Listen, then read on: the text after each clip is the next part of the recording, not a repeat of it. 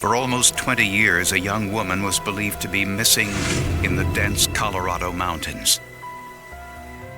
But 12 small pine needles in a clump of hair suggested that investigators narrow their search to an area 9,000 feet above sea level. This is how forensic plant ecology helped solve a very cold case. After graduating from college, 25-year-old Michelle Wallace decided to pursue her love of photography. She was known primarily for her photos of people, but she decided to try her hand at landscape photography, and she headed to the mountainous wilderness of western Colorado.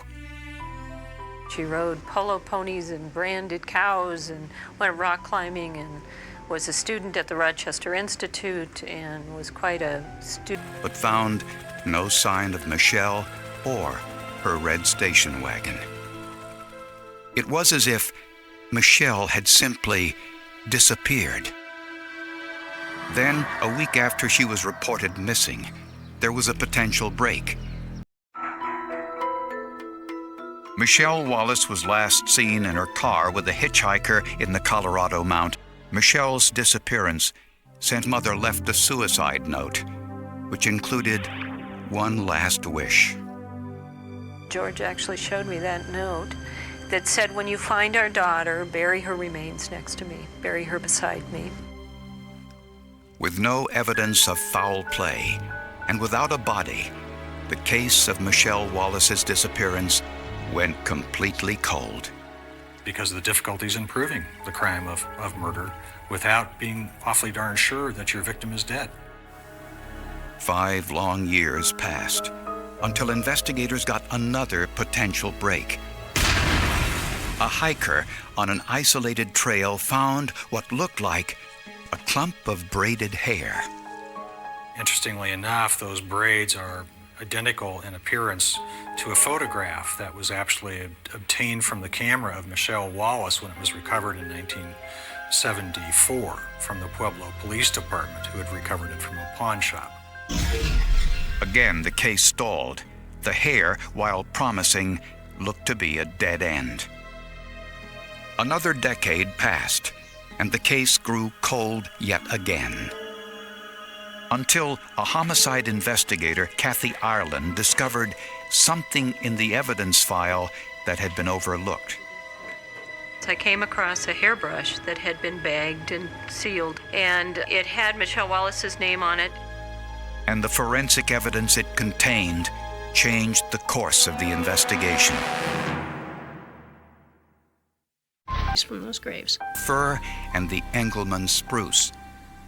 An area matching all these parameters, just 1 mile from ordinary. These are scientists. They're used to looking for the minute that is not the ordinary. Search teams thoroughly analyze one grid area before moving on to the next. On the first day, they found nothing. On the second, it was a different story. A lady by the name of Cecilia Armbruster, who I believe was a geologist with that group, had actually gone down the hill from where the others were working to answer the call of nature. And on her way back up, had discovered what appeared to her to be a skull. She yelled out, "I found it!" And we didn't believe her at first. Even though we know that she really isn't much of a practical joker, we didn't believe her at first. The skull contained an unmistakable feature Michelle's father told police about almost 20 years earlier. Michelle had a gold tooth, and the sunlight was just right, and it reflected, and then that's how they discovered her. She had never been buried, and as a matter of fact, we could determine that her body probably had just been tossed off the side of the road and had rolled up against a tree, and from there, gravity and scavengers had taken their toll. I was glad I could be able to help a little bit, and I realized that no matter what we did, that we found her remains, it could never bring her back. So that's part of the sadness, I think. But prosecutors still needed to find one last piece of evidence proving her death was the result of violence and not an accident.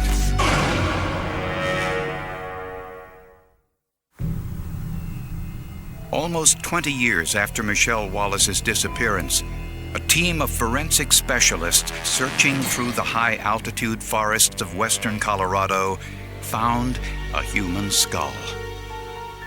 Nearby were other human bones, identified by a forensic anthropologist as those from a female in her late teens to mid-20s.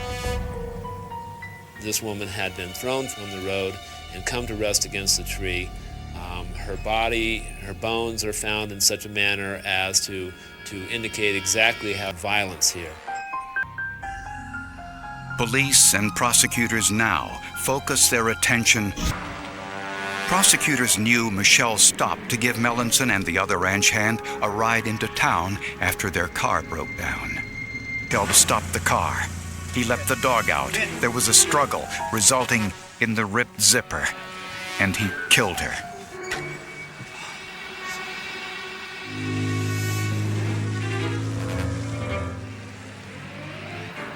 The evidence suggests he dumped. Melanson drove Michelle's car to Texas, where he used her 35mm camera, then pawned it with the unexposed film inside. There were certainly the inferences that were drawn from the fact that he was buying clothing in downtown Gunnison, driving Michelle Wallace's vehicle at that time, which told us that he knew that she was dead, and he knew that she was not around to make a report of a stolen vehicle. He was brazen about that particular fact. By this time, Roy Melanson was serving time in a Kentucky prison for burglary, but was extradited to Colorado to face trial for murder. Melanson pleaded not guilty and even refused to attend the trial. Instead, he listened to the proceeding. In September of 1993, a jury found Roy Melanson guilty of first-degree murder. He was sentenced to life in prison. See, these bastards, the devastation that they leave behind, nobody knows. They think they killed an individual, they killed dozens of people. They let these animals roam the street when they shouldn't. And I think that probably I'll be dead, and this animal has a chance of walking the street again. And that's what hurts. Michelle's father is thankful to forensic science and the volunteers who work so diligently to find his daughter. They found the site and brought it to a conclusion. To me, you can't express the gratitude. And I just couldn't believe that it finally came to an end. The system of justice worked in this particular case. Whether the system itself ever awards justice to a victim or their family is, in my opinion, a hard question to answer. When you look at the loss of life in this particular case and the tragedy associated with it, that verdict is never going to make them whole, never will. But I have some confidence based upon what happened that our system does work, and it works fairly. People on television and in movies attract attention everywhere they go, but not all of the attention is welcome. Tragically, a television reporter in Michigan was killed outside her home after she received numerous threatening letters. A document examiner, a criminal profiler, and a police dog all found evidence pointing to the same suspect. But the most persuasive evidence came from the dog. Diane Newton King found everything she was looking for in Battle Creek, Michigan. We must do all in our power to support our men and women now fighting in the Middle East, knowing that... She was a news reporter for the local television station, had a nice home, was married, and had 2 beautiful children. Diane Newton King was the kind of woman that when she walked into a room, eyes turned to look at her. Not only because of the way she looked with her attractive Native American looks, but she was the type of woman who always had a smile on her face, was very animated, and people's eyes were just naturally drawn toward her. 3.5 years in a Japanese prisoner of war camp. Diane had a reputation as a tough, aggressive reporter. She would push. I mean, to get a story, she would push. And sometimes maybe she'd push hard.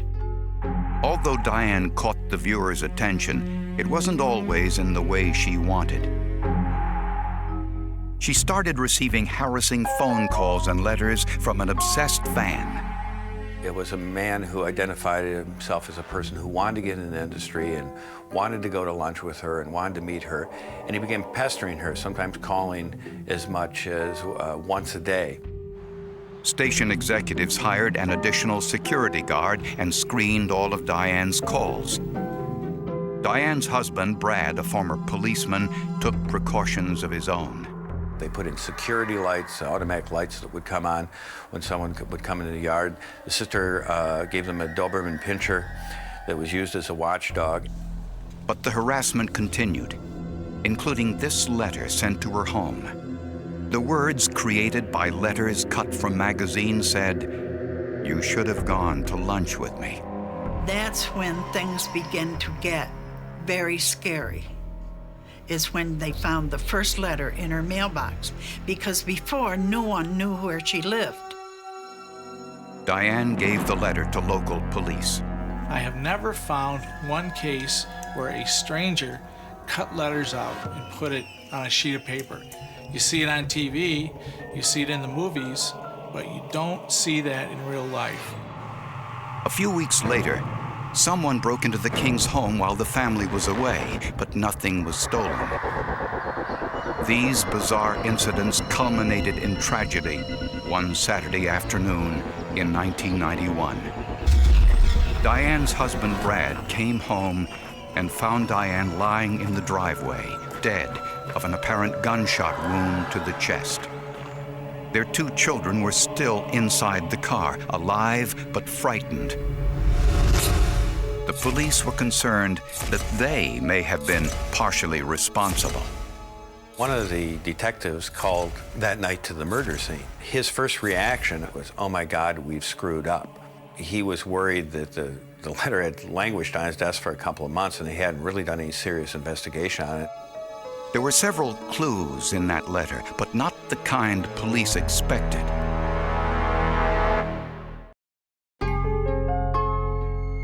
Diane King's murder was front-page news in the small town of Battle Creek. Investigators hoped to find some clues during the autopsy, and it revealed something telling. Diane King had been shot not once, but twice with a .22 caliber rifle. The angle of the shot to the chest was slightly downward. That is, as it passed from front to back, it passed slightly downward, indicating that the weapon was slightly above her when fired. The second shot followed a completely different trajectory. The second one was most unusual. This wound entered just above the pubic bone and passed very sharply upward. That is, it passed through some of the intestines, through the left lung, and I recovered that bullet next to the left collarbone. Apparently, the killer fired once from above, and then he moved closer and lower before he fired again. He or she would have to be either kneeling or perhaps prone on the ground, holding the weapon essentially parallel or almost parallel to the ground. At the crime scene, investigators identified the possible location of the shooter. In the hayloft of the barn next to the driveway was a single .22 caliber shell casing. It kind of sent goosebumps up my back to know that we were that close, perhaps, to whoever had committed this crime. I mean, we were standing right in the same place that he had stood, probably within the hour. With police personnel helping to recreate the crime, investigators used a laser to confirm this was the sniper's nest. We knew what the angle of the trajectory in the body was from the autopsy, and We tried to determine if that was consistent with having been shot from the loft of the barn. And by directing the laser beam from the loft to where the victim stood, we were able to say that that angle was consistent. Next, Michigan State Trooper Gary Lyle and his tracking dog Travis tried to pick up the killer's scent. The shell casing of any weapon ejects to the right when it's fired. So I moved to the left side of the shell casing, and Travis indicated that he had a track at that point, and we started from that point. Dogs can track someone by his scent, which is unique. A combination of dead skin cells that fall, plus perspiration. The adrenaline flows, their heart pumps faster, they sweat, they get excited. It's a whole different odor than a person that's, say, confused, or a person that's lost. Travis followed the scent from the sniper's nest in the barn, across a small footbridge, over a creek, and then took a sharp left turn. Travis brought the track up to here. This is where Travis got really excited. Here, they found the exposed end of a .22 caliber Remington Scoremaster 511 rifle that had been jammed into the mud. In the water nearby were 7 spent shell cartridges. Everybody was pretty excited because they knew that probably wasn't a murder weapon, because there'd be no other reason for anyone else to stick something like that into a creek bed at that particular time. At the crime lab, ballistic experts test-fired the rifle, giving them its fingerprint, a unique mark on the bottom of each shell created by the rifle's firing pin. The fired cartridge case that was recovered from the loft of the barn and the 7 cartridge cases from the creek were identified as all having been extracted by the firearm in question. But it was impossible to match the bullets to the rifle. And the reason for that was the condition of the bullets. They were damaged from impacting with a target, the body in this case, and it made it difficult to make any positive determination. Back at the crime scene, Travis wasn't yet finished with his investigation. After finding the rifle and the shell casings, he jumped the stream and picked up the killer's scent once again. It's just amazing what the dog's scent ability is, and you just wonder how in the world they can do this and find things that they find. Travis followed the scent into the woods, out into the street, then, surprisingly, back to the crime scene. If Travis was correct, the killer was one of the bystanders watching as police conducted their investigation. Shortly after Diane King's funeral, her mother gave police an important piece of information about the murder. Something Brad King failed to mention. The original plan was that Diane was going to leave her 2 children with her mother and then come back to be with Brad that weekend, so the 2 of them had some time together alone.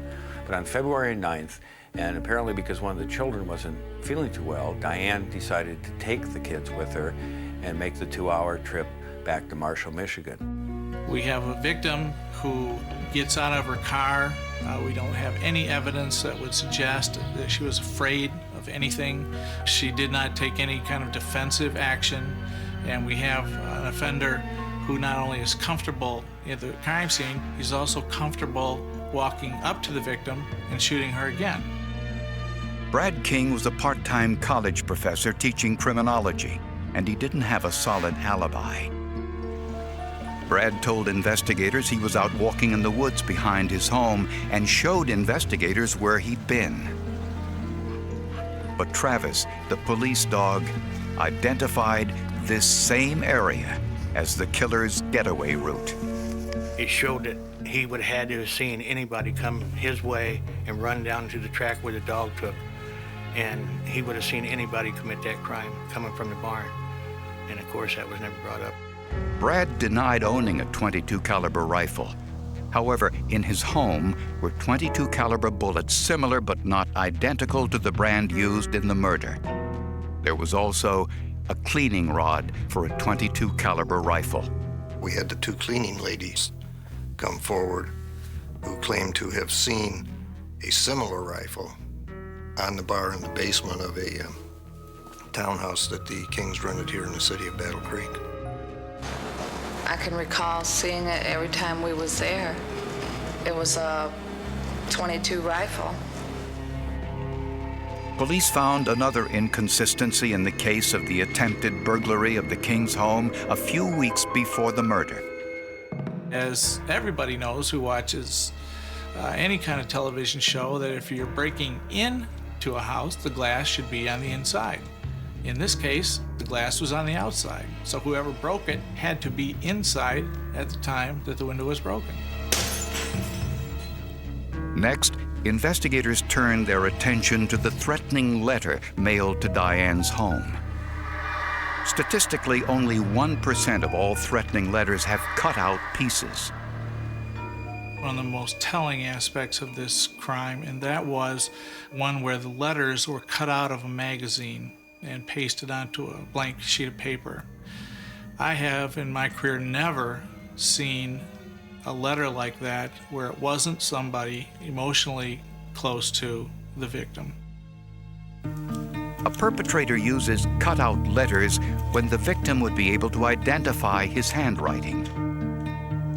Unfortunately, by the time the letter was sent to the FBI for analysis, there was no hope of finding any fingerprints.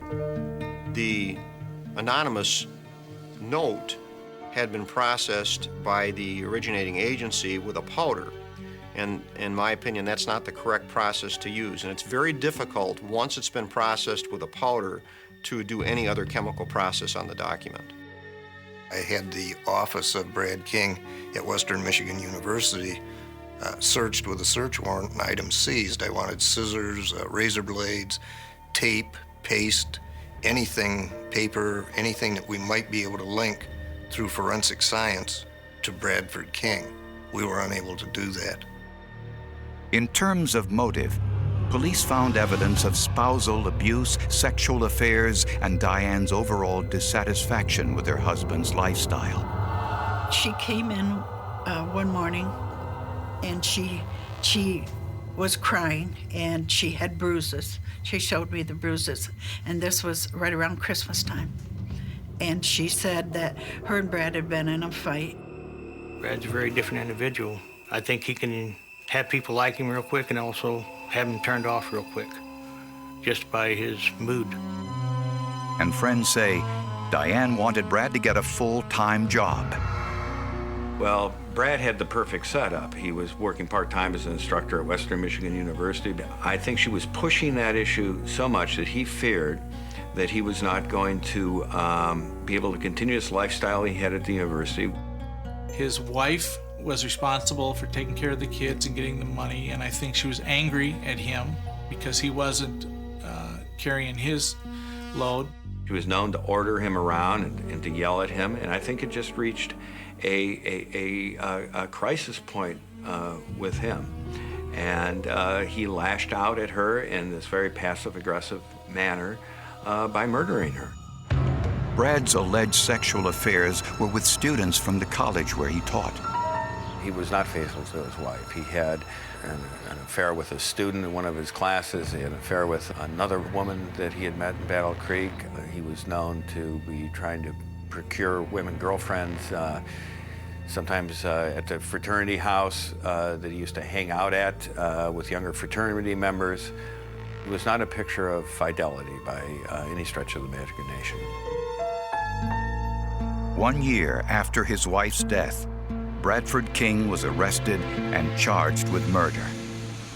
The prosecutor and the investigators in this case were worried that because the suspect was a former police officer and a criminal injustice instructor at a major university, was going to spring something on them, that was playing some kind of mind game with them, a kind of a forensic cat and mouse game.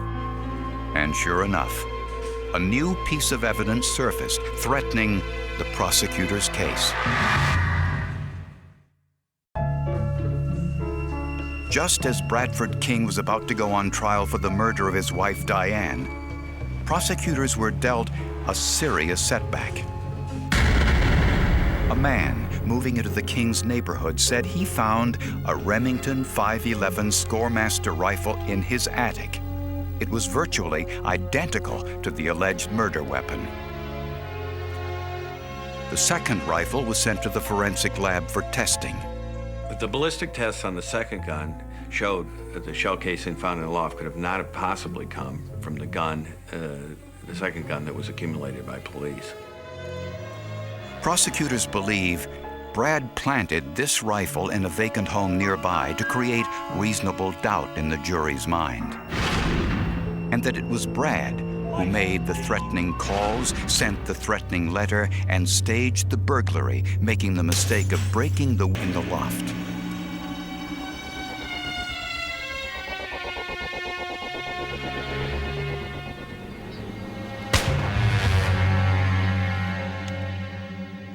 His second shot was at close range after he left the barn. A clear sign of hatred and anger.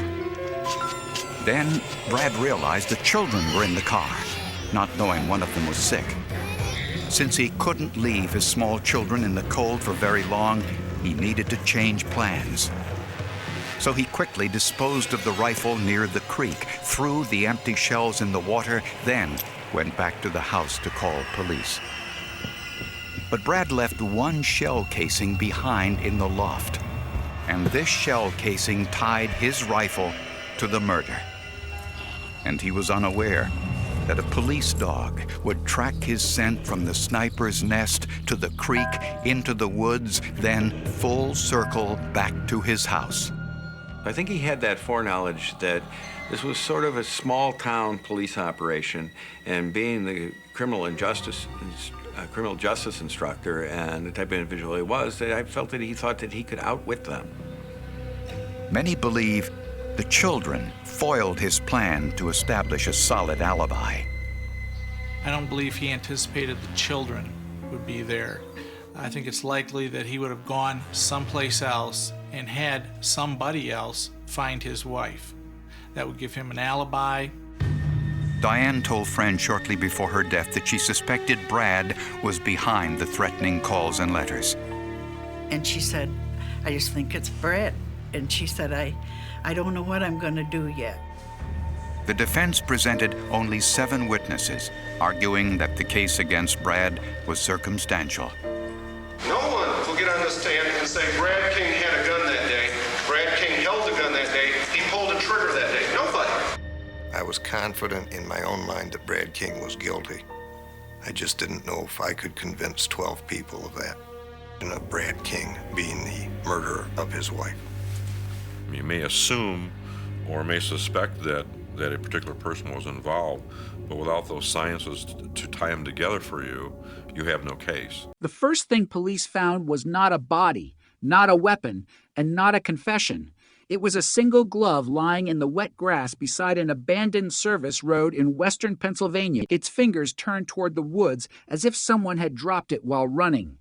It was November 17th, Sill, 1990.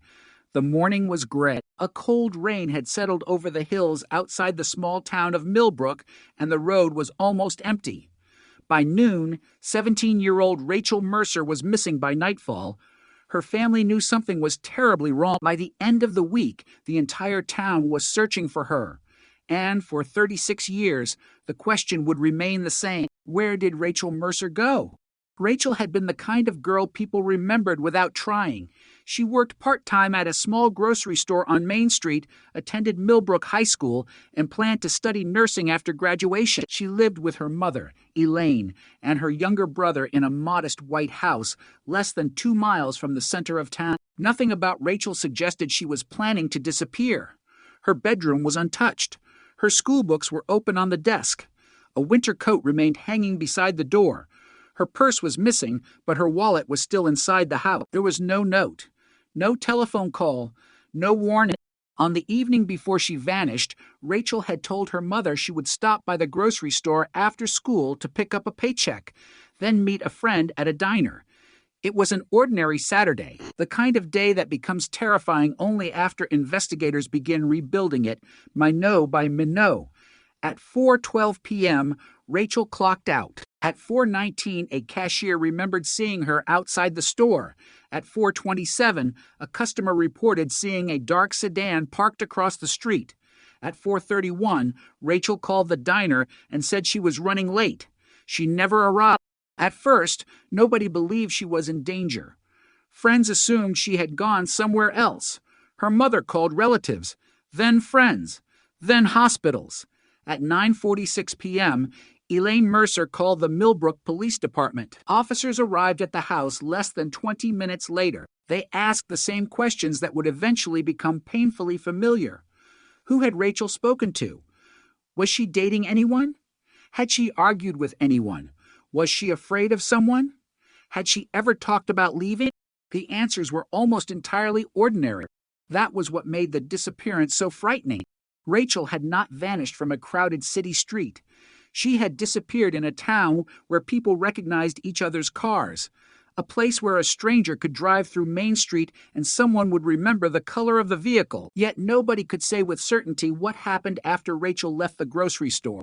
The investigation began with urgency. Officers searched the roads surrounding Millbrook. Volunteers carried flashlights into the woods. Dogs followed a scent from the grocery store toward the western edge of town, then lost it near an old service road leading toward an abandoned quarry. That road was barely maintained. Rainwater covered most of the tire tracks. At the edge of the woods, investigators found the glove. Rachel's mother identified it immediately. It was Rachel's. The discovery changed everything. Police widened the search. They brought in additional officers from the county. The quarry was drained and searched. Empty buildings were examined. Farm roads were blocked. Investigators interviewed everyone who had been near the grocery store that afternoon. One name surfaced repeatedly: Daniel Voss. Voss was 32 years old and worked maintenance at a manufacturing plant outside Millbrook. He owned a dark blue 1987 Buick sedan. According to one witness, his car had been parked across from the grocery store around the time Rachel left. But Voss denied seeing her. He told investigators he had been driving home from work and stopped briefly to make a telephone call from a payphone. He said he remembered seeing several people outside the store, but could not identify any of them. When officers asked whether he knew Rachel, he admitted that he had seen her before. That answer was enough to make him interesting. It was not enough to make him guilty. Police checked his car. They found nothing obvious. No blood, no clothing, no weapon, no trace that connected him directly to Rachel Voss. Agreed to provide fingerprints and answer questions. He appeared nervous, but nervousness was not evidence. His timeline contained gaps, yet the gaps could not be proven false. Then another witness came forward. A truck driver told police that shortly after, 4:30 p.m., he had seen a young woman standing beside a dark sedan near the Western Service Road. He could not see her face. He remembered only a light-colored jacket and long hair. The description matched Rachel. The description of the vehicle appeared to match Voss's Buick. But there was a problem. The truck driver waited 9 days before telling anyone. He said he had not realized the woman was connected to the disappearance until he saw Rachel's photograph in the newspaper. That delay would haunt the investigation. Search teams returned to the service road. Nothing was found. Investigators followed the road into the woods and discovered an old concrete drainage culvert beneath a collapsed section of pavement. They searched it. Empty bottles, leaves, nothing else. The case began to lose momentum. Days became weeks. Weeks became months. The headlines changed from urgent to familiar. Millbrook teen still missing. Family begs for information. Police say no suspects named. Then Christmas came. Rachel's chair remained empty. Her mother placed a wrapped present beneath the tree anyway. The investigation continued through the winter, but every lead ended the same way. A rumor, a sighting, a name, a telephone call, a stranger who claimed to remember something. Investigators chased each possibility until it collapsed under scrutiny. In January 1991, police searched Daniel Voss's property again after a neighbor reported seeing him burning something in a metal barrel. Investigators found charred clothing, but laboratory testing could not establish a connection to Rachel. Voss insisted the clothing was old workwear. The search ended. There was still no body, no confession, no definitive evidence, and no explanation for the glove beside the road. By spring, Rachel Mercer had become a photograph on a missing person poster. By summer, the posters began fading in shop windows. By the following year, people stopped asking when she would be found. They started asking whether she ever would. And somewhere beyond the edge of town, the person responsible knew exactly what had happened. At least, that was what investigators believed. They just could not prove it. The file was eventually transferred into the county's inactive cases. The original detectives retired. Witnesses moved away. Some died. Memories changed. Roads were rebuilt. The grocery store changed owners. The abandoned quarry became overgrown. The service road disappeared beneath weeds and fallen trees. But Rachel's mother never closed the case. Every few months, she called the sheriff's office. Every birthday, she placed flowers at the police station. Every November, she drove to the old service road and stood beside the wood. For 36 years, she asked the same question: what happened to my daughter? Nobody had an answer. Until one afternoon in 2026, a retired detective opened a box that had been sitting untouched in a county evidence archive for decades. Inside was Rachel Mercer's glove, and beneath it was something investigators had never realized they possessed: a photograph. The photograph had been taken in 1990, and in the background, almost hidden behind a telephone pole, was a dark blue Buick. The license plate was visible, and the registered owner was Daniel Voss. For the first time in 36 years, the cold case had a direction. The arrest would come weeks later. But the photograph would raise an even more disturbing question. If Voss had been telling the truth in 1990, why was his car there? And if he had been lying, what else had investigators missed? The answer would force police to reopen nearly every assumption they had made about the disappearance of Rachel Mercer. And this time, the evidence would not depend on memory. It would depend on science. The photograph was discovered by retired Detective Thomas Hale, who had joined the Mercer investigation during its final months in 1991. Hale had never forgotten the case. Even after leaving law enforcement, he kept copies of old reports in a locked cabinet in his home. He remembered the service road. He remembered the glove. He remembered Daniel Voss. Most of all, he remembered the feeling that something had been missed. When Hale returned the box to the county archive in 2026, he noticed the photograph had been placed inside an envelope labeled simply Property Mercer. There was no detailed description in the digital evidence database because the database did not exist when the original case was filed. The photograph had been cataloged by hand and effectively forgotten. Hale brought it to investigators. The image was grainy, black and white, taken from a distance.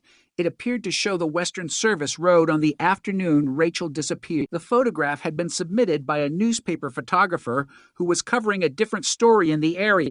The Buick was almost invisible, but the plate was not. Modern enhancement technology brought the characters into focus. Police ran the registration. Daniel Voss, still alive, 70 years old, living less than 40 miles from Millbrook. Investigators immediately began rebuilding Voss's life. They discovered that he had left Pennsylvania in 1994, returned in 2003, divorced once, remarried, and worked several jobs before retiring. There were no convictions connected to Rachel's disappearance. No confession, no public accusation that had ever led to charges. But there was something else. In 1992, Voss had sold the Buick. 3 years later, the vehicle was destroyed in a collision. That meant the original car was gone, but investigators found an old insurance photograph. They compared the vehicle's damage pattern with the photographs from 1990. It was the same car. The evidence was still circumstantial. Then detectives returned to the original witness statements. One statement stood out. A teenage boy named Kevin Mallory had told police in 1990 that he saw Rachel talking to a man beside a blue sedan. His statement had been filed as unreliable because Mallory had been only 15. But in 2026, investigators found him living in Ohio. He was 51. When detectives showed him the photograph, he stared at it for nearly a minute. Then he said something that changed the case. "I remember that car." Mallory explained that he had been riding his bicycle near the grocery store. He had seen Rachel walk toward the Western Road. A man stood beside the Buick. Mallory said he could not identify the man's face, but he remembered the man wore a dark jacket. He had never told police one crucial detail. Rachel appeared to be arguing with him. Why had he left that out? Because he had been afraid. Mallory said the man had looked directly at him. He remembered the expression. Not anger, warning. He rode away. He never came forward again. Investigators asked why. Mallory said he was 15. His parents told him to stay out of police business.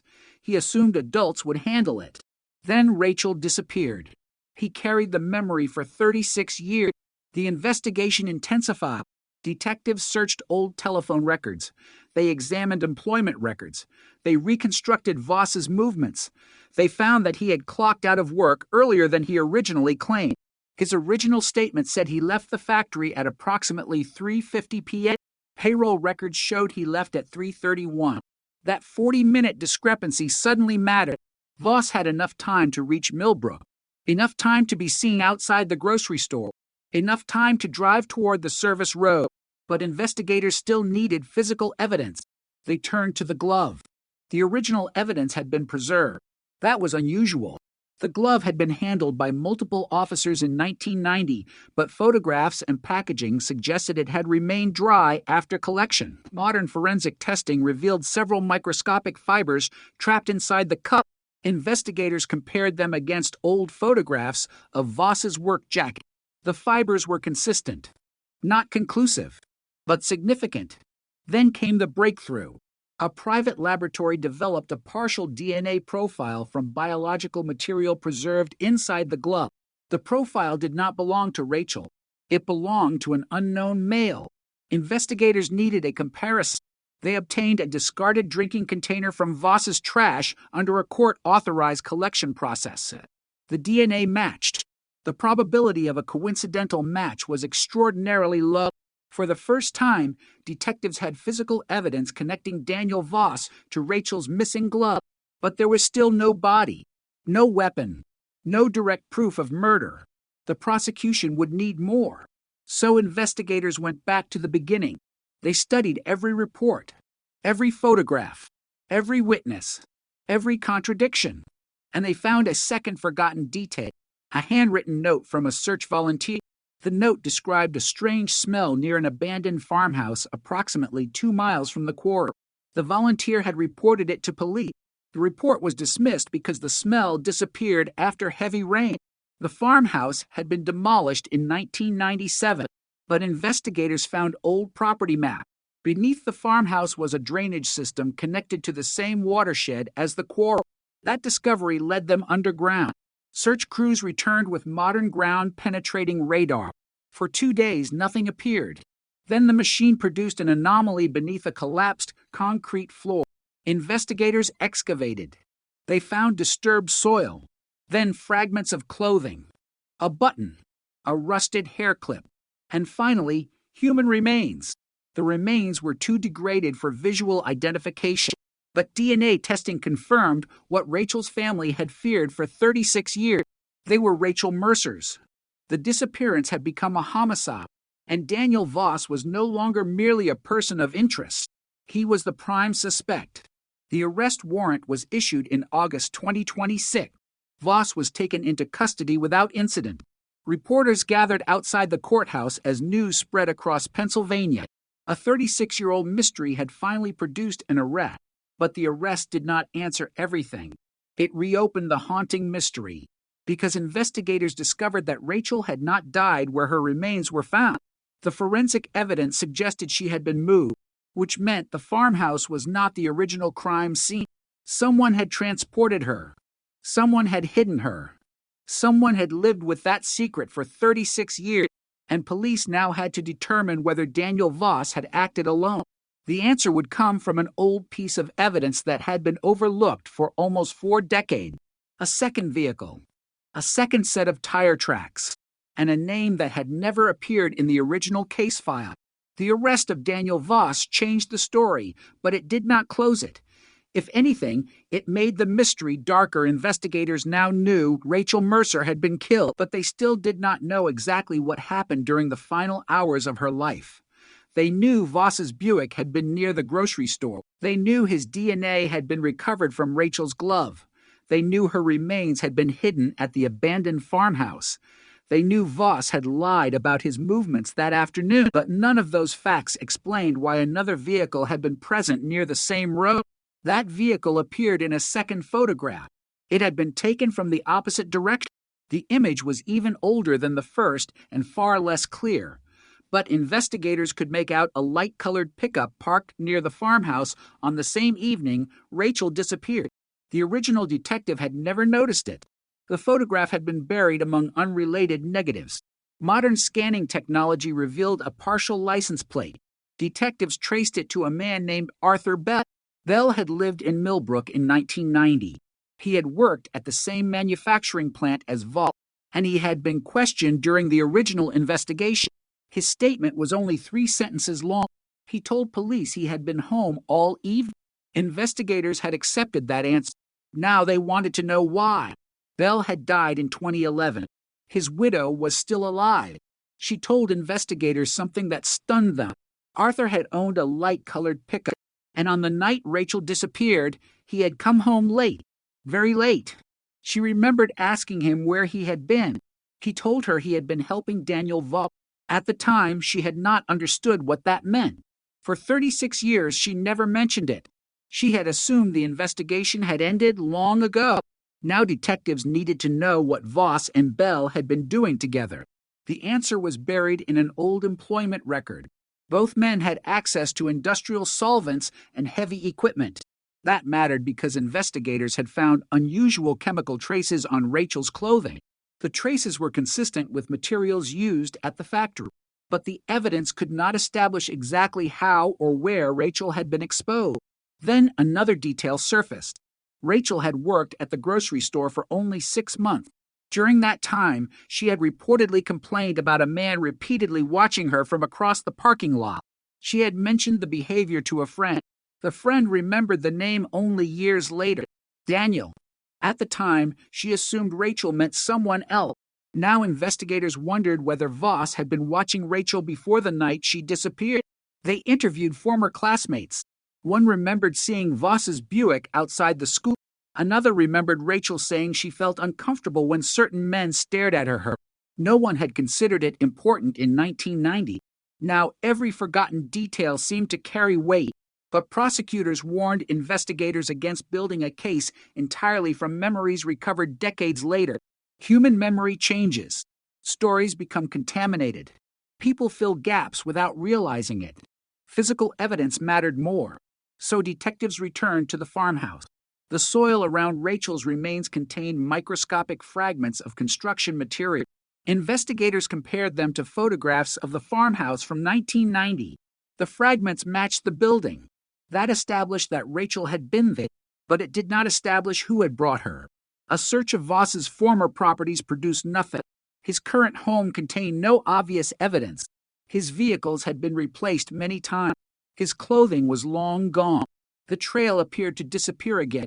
Then forensic analysts examined the old glove one more time. A second male DNA profile was found. This profile did not match Voss. It was incomplete, but enough genetic markers survived to establish that the second individual was male and biologically related to Voss. Investigators compared the profile against publicly available genealogical databases through a lawful investigative process. The result pointed toward a close relative, Arthur Bell, the man who had supposedly been home all night, the man whose widow remembered him saying he had been helping Voss, the man who had died before anyone could confront him. Suddenly, the old case had a second shadow. Police now believed Voss may not have acted alone. The prosecutor's office began preparing a broader case. The defense immediately attacked the evidence. Voss's attorney argued that the DNA could have been transferred through innocent contact. Voss had lived in Millbrook. He had worked with Bell. He had been around countless objects and people. The defense argued that investigators were taking fragments of a 36-year-old case and forcing them into a single narrative. But prosecutors had something else. A recorded interview. Not from 1990, from 2004. Voss had been interviewed by a local television reporter during a feature about missing persons. The reporter asked him whether he remembered Rachel Mercer. Voss said yes. Then he said something he had never told police. "I saw her that day." That sentence changed the case. Voss had denied seeing Rachel in 1990. Now, years later, he admitted he had seen her. When asked where, he said outside the grocery store. When asked whether he spoke to her, he said no. But investigators compared his statement with the witness account. The truck driver said Rachel had been near a dark sedan. Kevin Mallory said she appeared to be arguing with a man, and the photograph showed Voss's Buick. The pieces were beginning to connect. Still, one question remained. Why would Rachel willingly approach Voss? Investigators searched Rachel's school papers and personal belongings. They found a handwritten note tucked inside an old notebook. The note contained only a phone number. The number belonged to Voss's workplace. Rachel had written beside it, "Ask about Dad?" That sentence sent detectives in another direction. Rachel's father had left the family when she was young. He had died several years before her disappearance. Investigators discovered that Voss had known him. They had worked together briefly. Could Rachel have been meeting Voss because she wanted information about her father? Could the meeting have begun as something innocent? Could an argument have followed? The case suddenly looked different.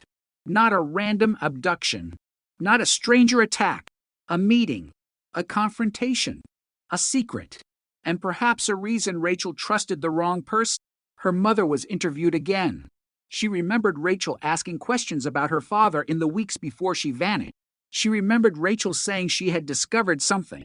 Something about money. Something about an old factory accident. But Elaine had never understood what her daughter meant. Investigators searched old newspaper archives. They found a report from 1987 about an industrial accident at the manufacturing plant. One worker had died. The name was Rachel's father. The official report called it an accident, but another document suggested the investigation had been disputed. Daniel Voss had been listed as one of the employees who witnessed the incident. Arthur Bell had also been present. Rachel may have been trying to learn what really happened to her father, and if she had discovered something dangerous, the motive suddenly became clear. The cold case was no longer simply about a missing teenage girl. It might have been about a secret that had survived for years before Rachel ever disappeared. Investigators found evidence that Rachel had contacted an attorney's office 3 days before her disappearance.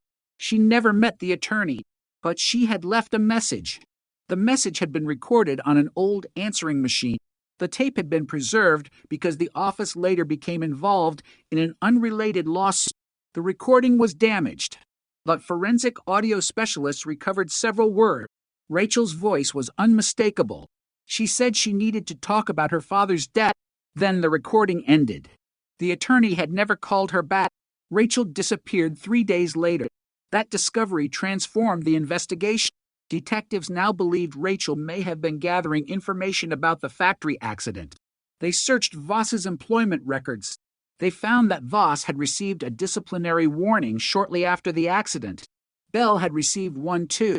Both men had been present when Rachel's father died, and both men had later changed their stories about what happened. The original accident had never been reopened. Until now. The prosecutor's office began examining the old case alongside Rachel's murder, but the evidence remained incomplete. There was still no confession, no direct eyewitness to the killing, no murder weapon, no surviving physical evidence proving exactly how Rachel died. Then Voss made a mistake. During a jailhouse conversation monitored under lawful procedures, he reportedly asked an acquaintance whether the police had found the place by the old water line. That phrase meant nothing to the acquaintance. It meant everything to investigators. The old water line ran beneath the abandoned farmhouse. It connected to a buried drainage channel. Search crews returned. They followed the channel farther than anyone had searched in 1990. At the end, beneath layers of mud and collapsed stone, they found a rusted metal box. Inside were photographs, dozens of them. Most were unrelated. Some showed the factory, some showed employees, and several showed Rachel, taken from a distance, outside school, near the grocery store, walking home. The photographs had dates. Some had been taken weeks before she disappeared. The final photograph was dated November 17th, Sill, 1990. Rachel was standing beside the grocery store. Daniel Voss's Buick was visible behind her. The photograph had been taken from inside another vehicle. Investigators now had proof that Rachel had been watched. The question was who had taken the photograph. A fingerprint recovered from the metal box was too degraded for a complete match, but the box itself contained a partial print consistent with Voss. The defense argued that Voss could have handled the box years after the disappearance. Prosecutors argued otherwise. The photographs showed deliberate surveillance. The box had been hidden. Rachel had been targeted. And Voss had lied. 36 years after Rachel Mercer disappeared, the pieces were finally beginning to form a coherent picture. But there was still one final mystery. What happened between the grocery store and the farmhouse? That answer would come from the glove. The biological material inside it had been preserved for decades. The DNA belonged to Voss, but analysts also found microscopic traces of a second substance, a rare industrial compound, one used in the treatment of metal components at the factory. Investigators compared samples from old factory records. The compound was associated with a specific maintenance area, a room where Voss and Bell had both worked. Rachel had never worked there. She had never had a legitimate reason to be there, yet traces of the compound were found on her clothing. That suggested she had been inside the facility. The investigators reconstructed the timeline. Rachel left the grocery store. She met Voss. She entered his vehicle. At some point, she was taken toward the factory. Then she was moved to the farmhouse. The precise sequence remained uncertain, but one thing was becoming clear. Her disappearance was not random. It was planned, and the people responsible had spent decades believing the truth would disappear with them.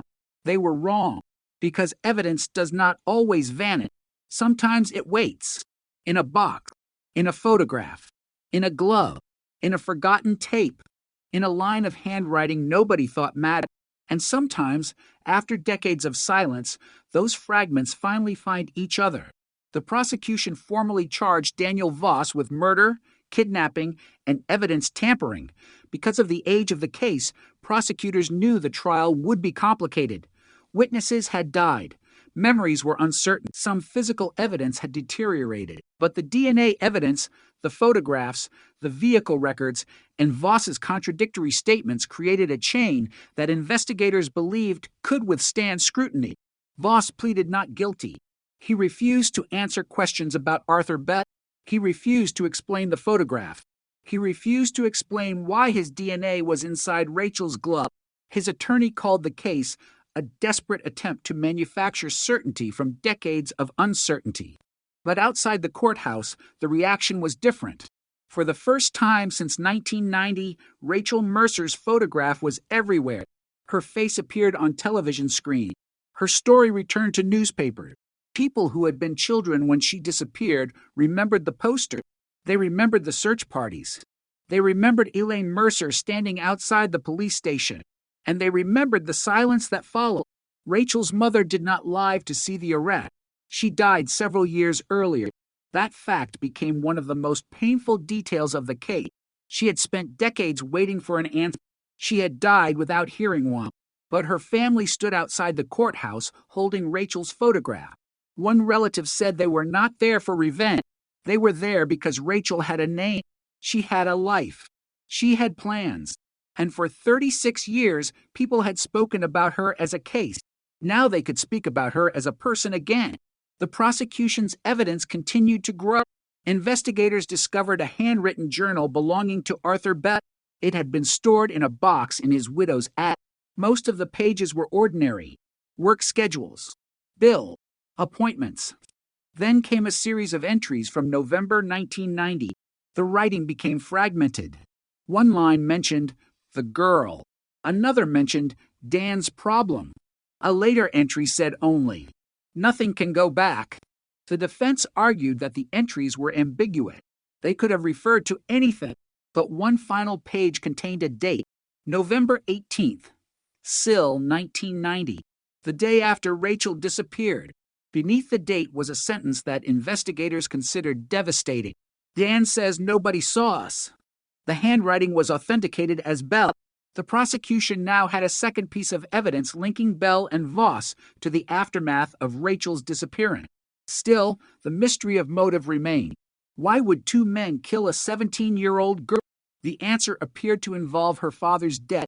Rachel had apparently discovered that the factory accident may not have been an accident. A maintenance failure had been conceived. Records had been altered. Witnesses had been pressured. Her father had been in the wrong place at the wrong time. Voss and Bell may have known the truth. Rachel may have learned enough to threaten exposure. Investigators could not prove every detail, but the timeline was difficult to ignore. Rachel began asking questions. She contacted an attorney. She wrote down Voss's workplace number.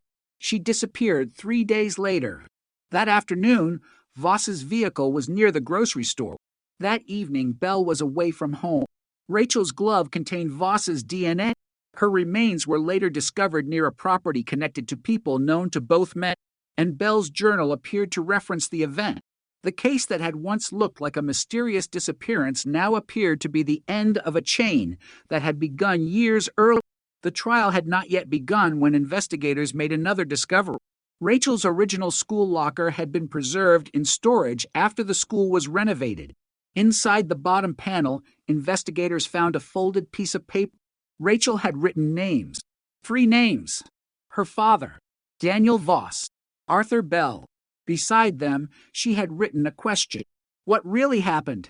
The paper was dated November 13th, Sill, 1990, for days before she disappeared. The discovery sent a shock through the investigation. Rachel had been actively investigating the accident. She had identified the 2 men who knew something, and she had apparently planned to confront them. The final days of her life suddenly became clear. She was searching for answers. She believed she was close. She did not know the danger. That may have been the most tragic part. Rachel was not running away. She was trying to uncover the truth, and the truth may have been what killed her. Daniel Voss remained in custody as prosecutors prepared the case. His lawyers continued to challenge the evidence. They argued that the DNA did not establish when or how contact occurred. They argued that the photographs did not prove who took them. They argued that Bell's journal did not identify Rachel by name. They argued that Voss's statements were inconsistent, but not admissions of murder. Every argument was possible. Every weakness mattered. Because a cold case is not solved simply because investigators finally believe they know what happened. It is solved when the evidence can survive the hardest questions. For Rachel's family, the hardest question was different. Why did it take 36 years? The answer was painfully ordinary. Technology changed. Evidence preservation improved. Databases expanded. Old photographs became readable. DNA testing became more sensitive. Witnesses remembered things they had once forgotten or been too frightened to say. And investigators finally had the tools to connect evidence that had once existed in separate boxes. The case had never been completely dead. It had been waiting. Waiting for someone to look at the evidence differently. Waiting for someone to notice the car in the photograph. Waiting for someone to preserve the glove. Waiting for someone to listen to the old tape. Waiting for someone to ask why Daniel Voss had lied. The arrest did not erase the year. It could not give Rachel back. It could not give her mother another birthday. It could not restore the Christmases that passed with an empty chair. It could not erase the posters from store windows or the unanswered telephone call. But it changed one thing. Rachel Mercer was no longer simply missing. She had been found. Her story had an ending, and the person accused of taking her life would finally have to answer for it. The old service road looks different now. Trees have grown across parts of it. The quarry is silent. The farmhouse is gone. The grocery store has changed owner. Most people who pass through Millbrook today would never know what happened there. But some residents still remember. They remember the searchlights cutting through the wood. They remember volunteers walking shoulder to shoulder through rain. They remember Elaine Mercer standing outside the police station with a photograph of her daughter. And they remember how quickly a town can move from fear to silence. That silence lasted 36 years. Then came the arrest. A cold case solved, but not forgotten. Because the most haunting part of Rachel Mercer's story is not that the truth took decades to emerge. It is that the truth had been there all along. In the glove, in the photographs, in the records, in the witness who stayed silent, in the widow who remembered a sentence spoken decades earlier, in the journal hidden in an attic, in the evidence box nobody opened. Every clue had survived. Rachel had survived in those fragments too.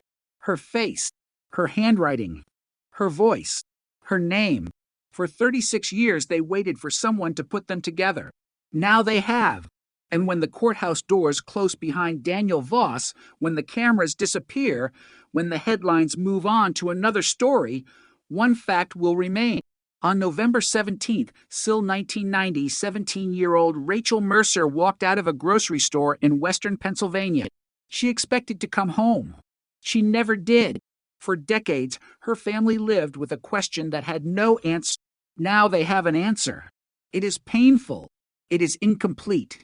It cannot explain every missing minute, but it is no longer silence. And perhaps that is what finally breaks the power of a cold case.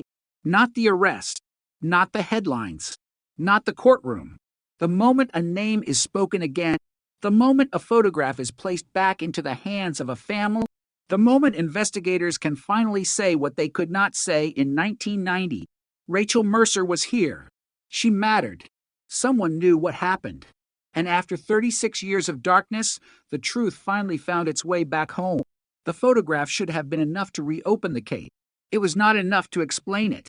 For 36 years, investigators had believed Rachel Mercer disappeared somewhere between the grocery store and the Western Service Road.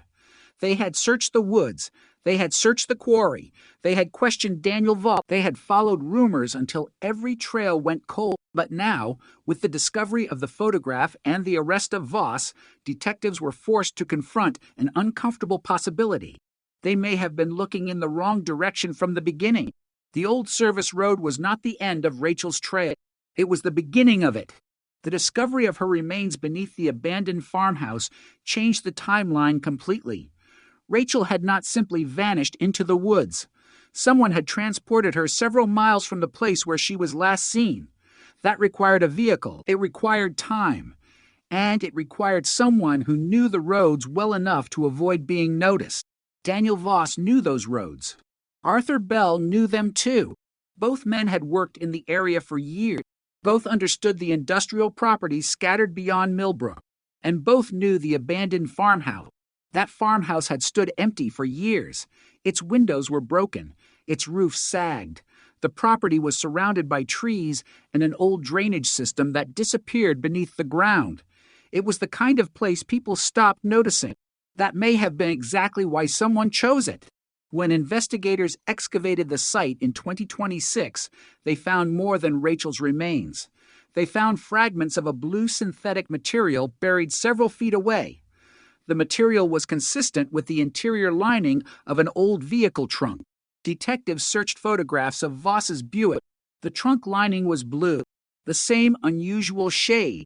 The evidence was not enough to prove the vehicle had transported Rachel, but it was another piece, another fragment, another reason to believe the old investigation had come dangerously close to the truth without ever reaching it. Then investigators discovered something even more disturbing. The Buick had been serviced 2 days before Rachel disappeared. The mechanic who worked on it was dead, but his service records survived. The records showed that the trunk had been repaired. The reason? A damaged latch. That detail had seemed meaningless in 1990. Now it looked different. A trunk that could not be properly secured. A vehicle seen near the grocery store. A missing teenager. A hidden farmhouse. A piece of matching material. The timeline was becoming harder to dismiss, but there was still a problem. The original police report stated that Voss's Buick had been inspected after Rachel disappeared. No blood had been found. No fingerprints. No clothing. Nothing obvious. So how could investigators explain the absence of evidence? The answer may have been in the weather. It had rained heavily that night. Rain destroys. Rain washes. Rain carries traces away. And in 1990, investigators did not have the technology they have now. What looked clean to detectives 36 years ago might not have been clean at all.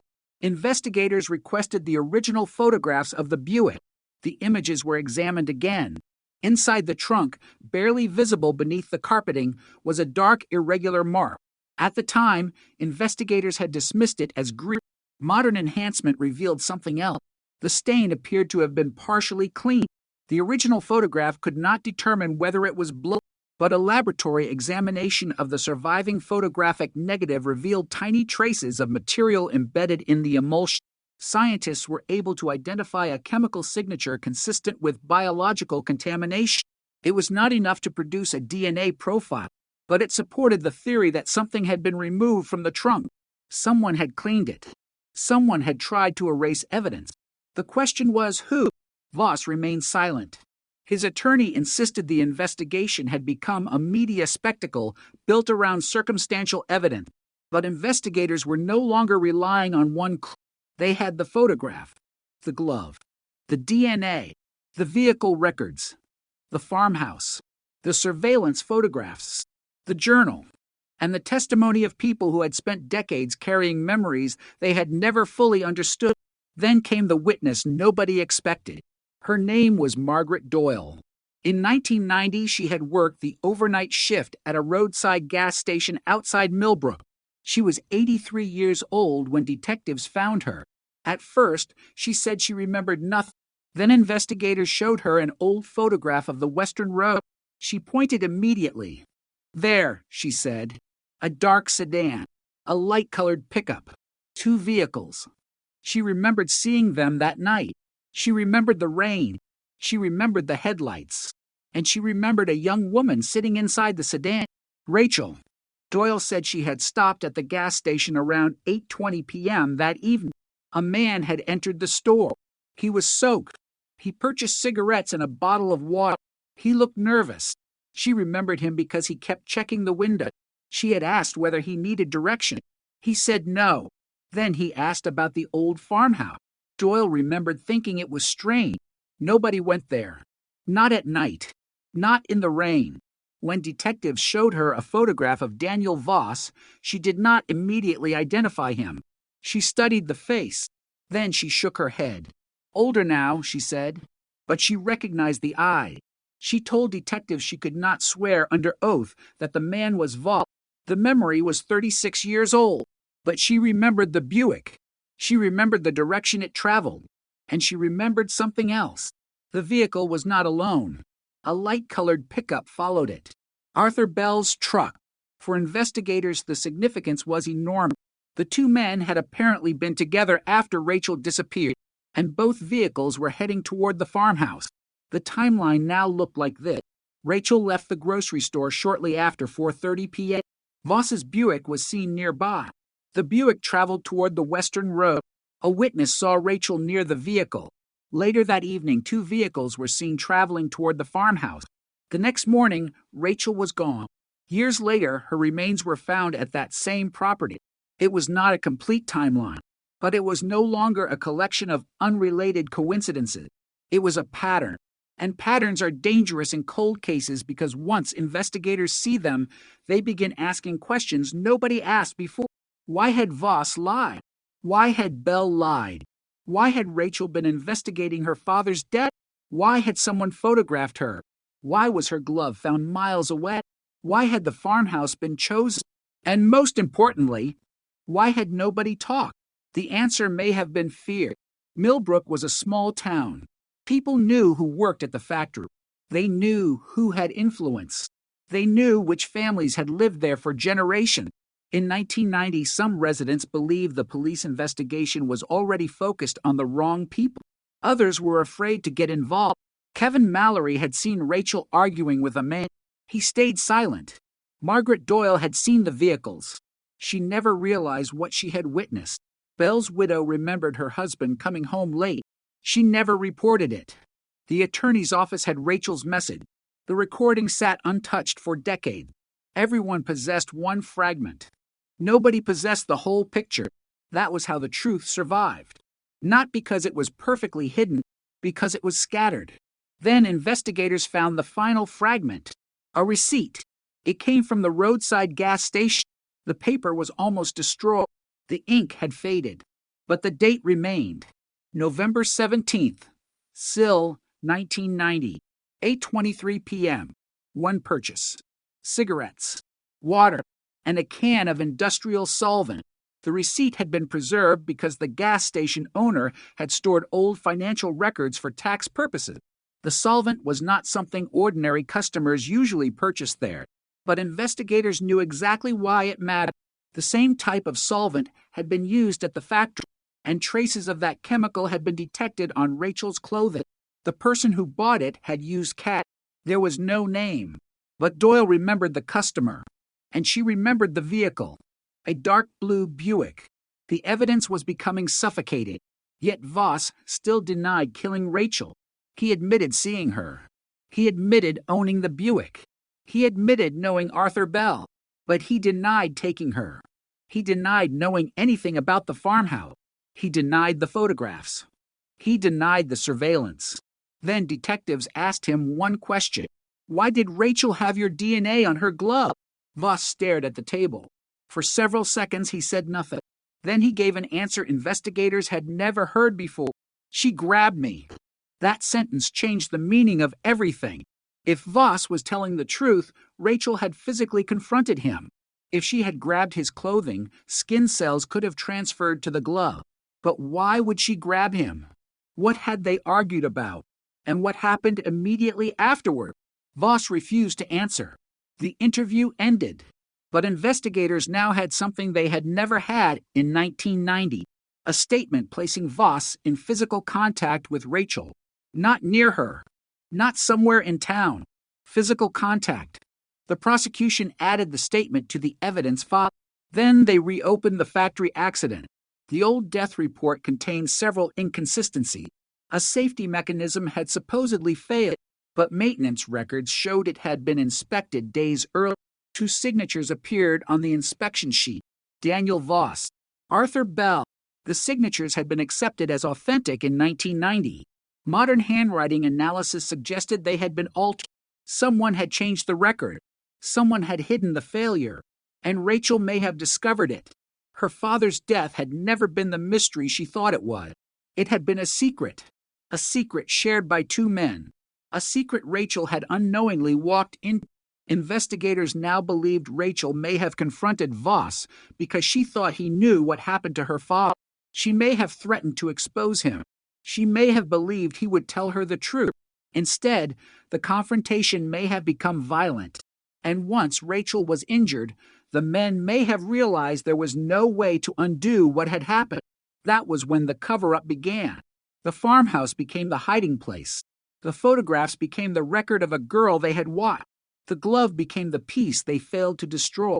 The journal became the confession nobody understood, and the years became the shield they believed would protect them. But years do not erase evidence. They only make it harder to recognize. Rachel's family waited 36 years for someone to connect the pieces. Now those pieces were finally connected, but one question still remained unanswered. Who took the photographs? Because the photographs proved someone had been watching Rachel long before she disappeared, and the person behind the camera had known exactly where she would be. The investigator holding the evidence folder looked at the final photograph again. Rachel stood outside the grocery store. She was smiling.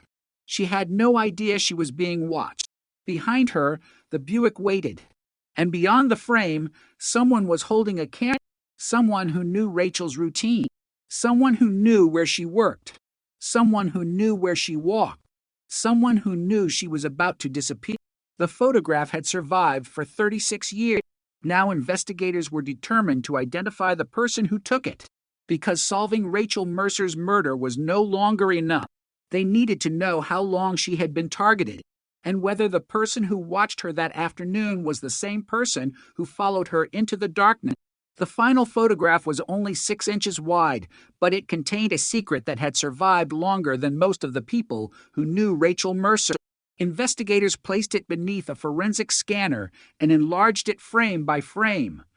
The image showed Rachel standing outside the grocery store at 4:24 p.m. Her coat was buttoned. Her hair was pulled back. One hand held her purse. The other rested against the store's brick wall. Behind her was Daniel Voss's Buick. But the camera had not been pointed directly at Rachel. It had been hidden. The angle was wrong for a casual photograph. Whoever took it had been sitting inside another vehicle across the street. The photographer had waited for Rachel to step into view. Then the investigators noticed the reflection. In the grocery store window, barely visible beneath the afternoon glare, was the shape of the person holding the camera. A man. Dark jacket. Light-colored shirt. And something hanging from his wrist, a watch. It seemed insignificant until detectives compared the image with an old employee photograph of Arthur Bell. Bell was wearing the same style of watch. The evidence was circumstantial, but the possibility was terrifying. If Bell had been watching Rachel, then the investigation had missed something fundamental. This was not simply Voss seeing Rachel by coincidence. Someone had been monitoring her movements. Someone had planned the encounter. Someone had taken photographs. And someone had apparently known she would leave the grocery store at almost exactly the same time every Saturday. Detectives went back through Rachel's routine. She usually finished work at 4:12. She usually called the diner afterward. She usually walked toward Main Street. On November 17th, she did not follow the normal route. Why? Because someone was waiting. The diner call at 4:31 had always been treated as proof that Rachel was alive after leaving the store. Now investigators wondered whether the call had been made under pressure. The phone records showed the call lasted only 19 seconds. Rachel told the diner she was running late. A friend who answered said Rachel sounded normal. But when investigators interviewed her again in 2026, she remembered something strange. Rachel had not said goodbye. She had simply hung up. The friend had assumed the call dropped. It had not. Rachel had ended it herself. Why? Because someone was standing nearby. That possibility sent detectives back to the grocery store. The building had been renovated twice. The original telephone booth was gone, but a neighboring business had preserved security records on microfilm. There were no usable images from 1990. However, the business owner had kept handwritten log. One entry from November 17th contained a note. Blue car parked across road since 4. The handwriting belonged to the store manager. He was dead, but his daughter remembered him talking about the vehicle years later. She said her father had been concerned because the car had been sitting there for too long. He had even mentioned the driver, one of the factory men. He never wrote the name, but now investigators knew who he meant. Daniel Voss. The discovery created another problem. Why had police not found this note in 1990? The answer was buried in the original case file. The neighboring business had been interviewed, but the interview was never typed.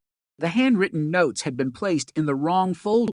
For 36 years, they sat inside a file about a stolen vehicle. A mistake. A simple administrative mistake. And a teenage girl disappeared because the truth had been scattered across paperwork. Investigators now had enough to reconstruct the first hour. At approximately 4:12 p.m., Rachel finished work. At 4:19, she walked outside. At 4:24, she was photographed. At 4:27, she was seen near the Buick. At 4:31, she called the diner. Then she vanished. The gap between 4:31 and 8:20 remained. Nearly 4 hours.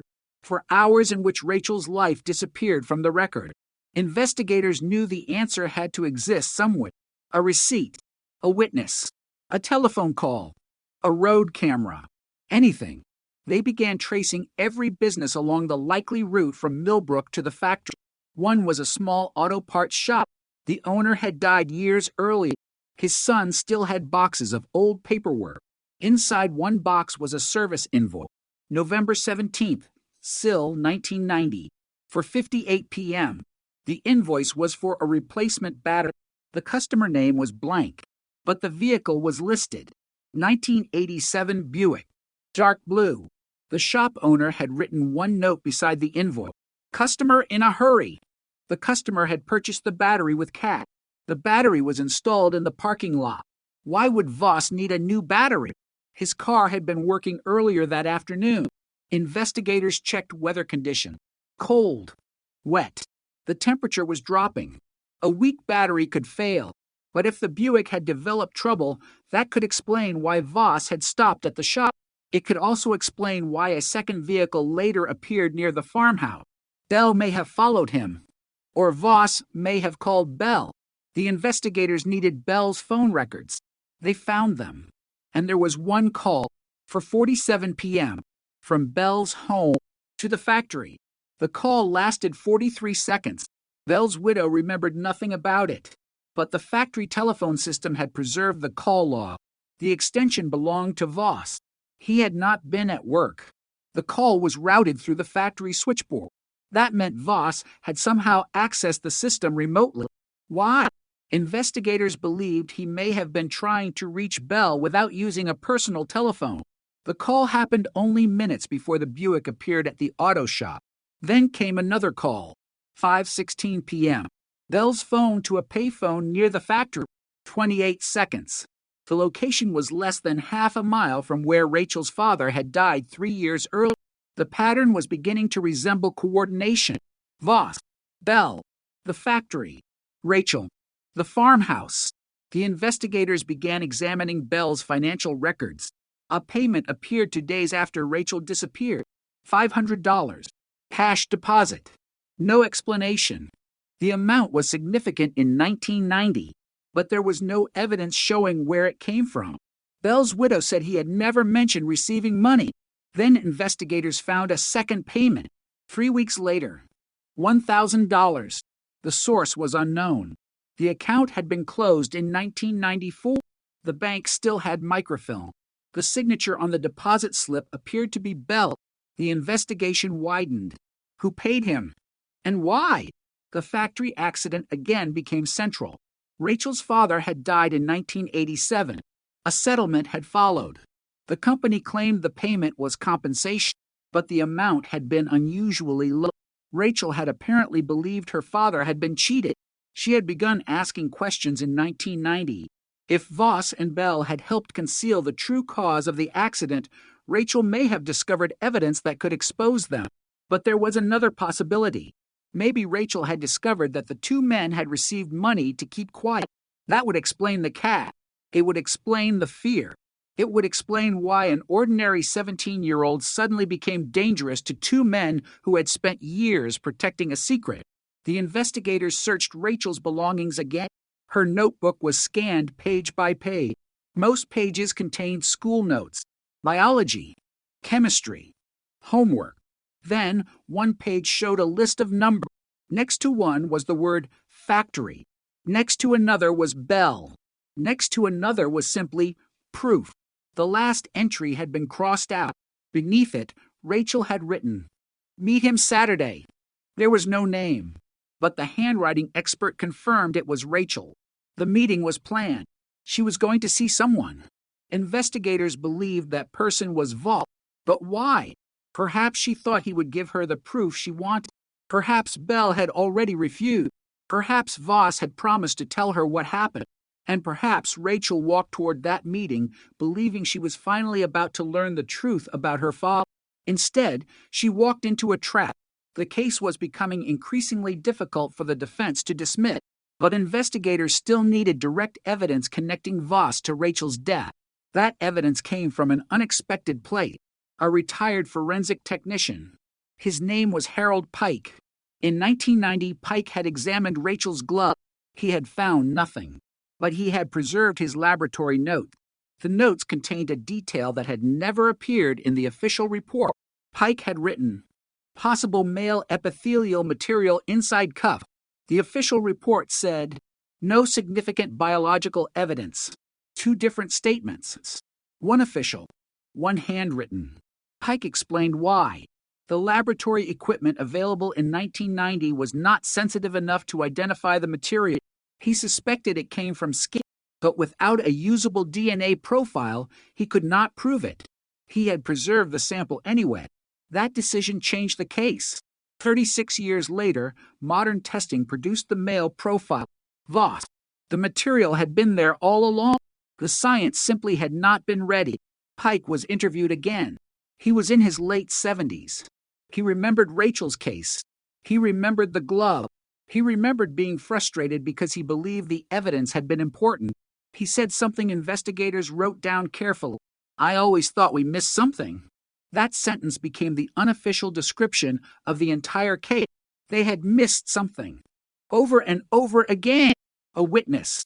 A photograph. A receipt. A phone call. A journal. A laboratory note. Every clue had been there. None had been enough by itself. Together, they formed a picture. Then came the most disturbing discovery. Investigators examined the original photographs from the search area. One image showed the quarry. Another showed the farmhouse. A third showed the drainage channel. In the background of the third image was a piece of fabric caught on a thorn bush. The original investigator had ignored it. Modern enhancement showed it was part of a light-colored jacket. Rachel had been wearing a light-colored jacket when she disappeared. Laboratory testing of the preserved photograph could not recover physical DNA from the image, but the jacket pattern matched a photograph of Rachel taken at school 3 days earlier.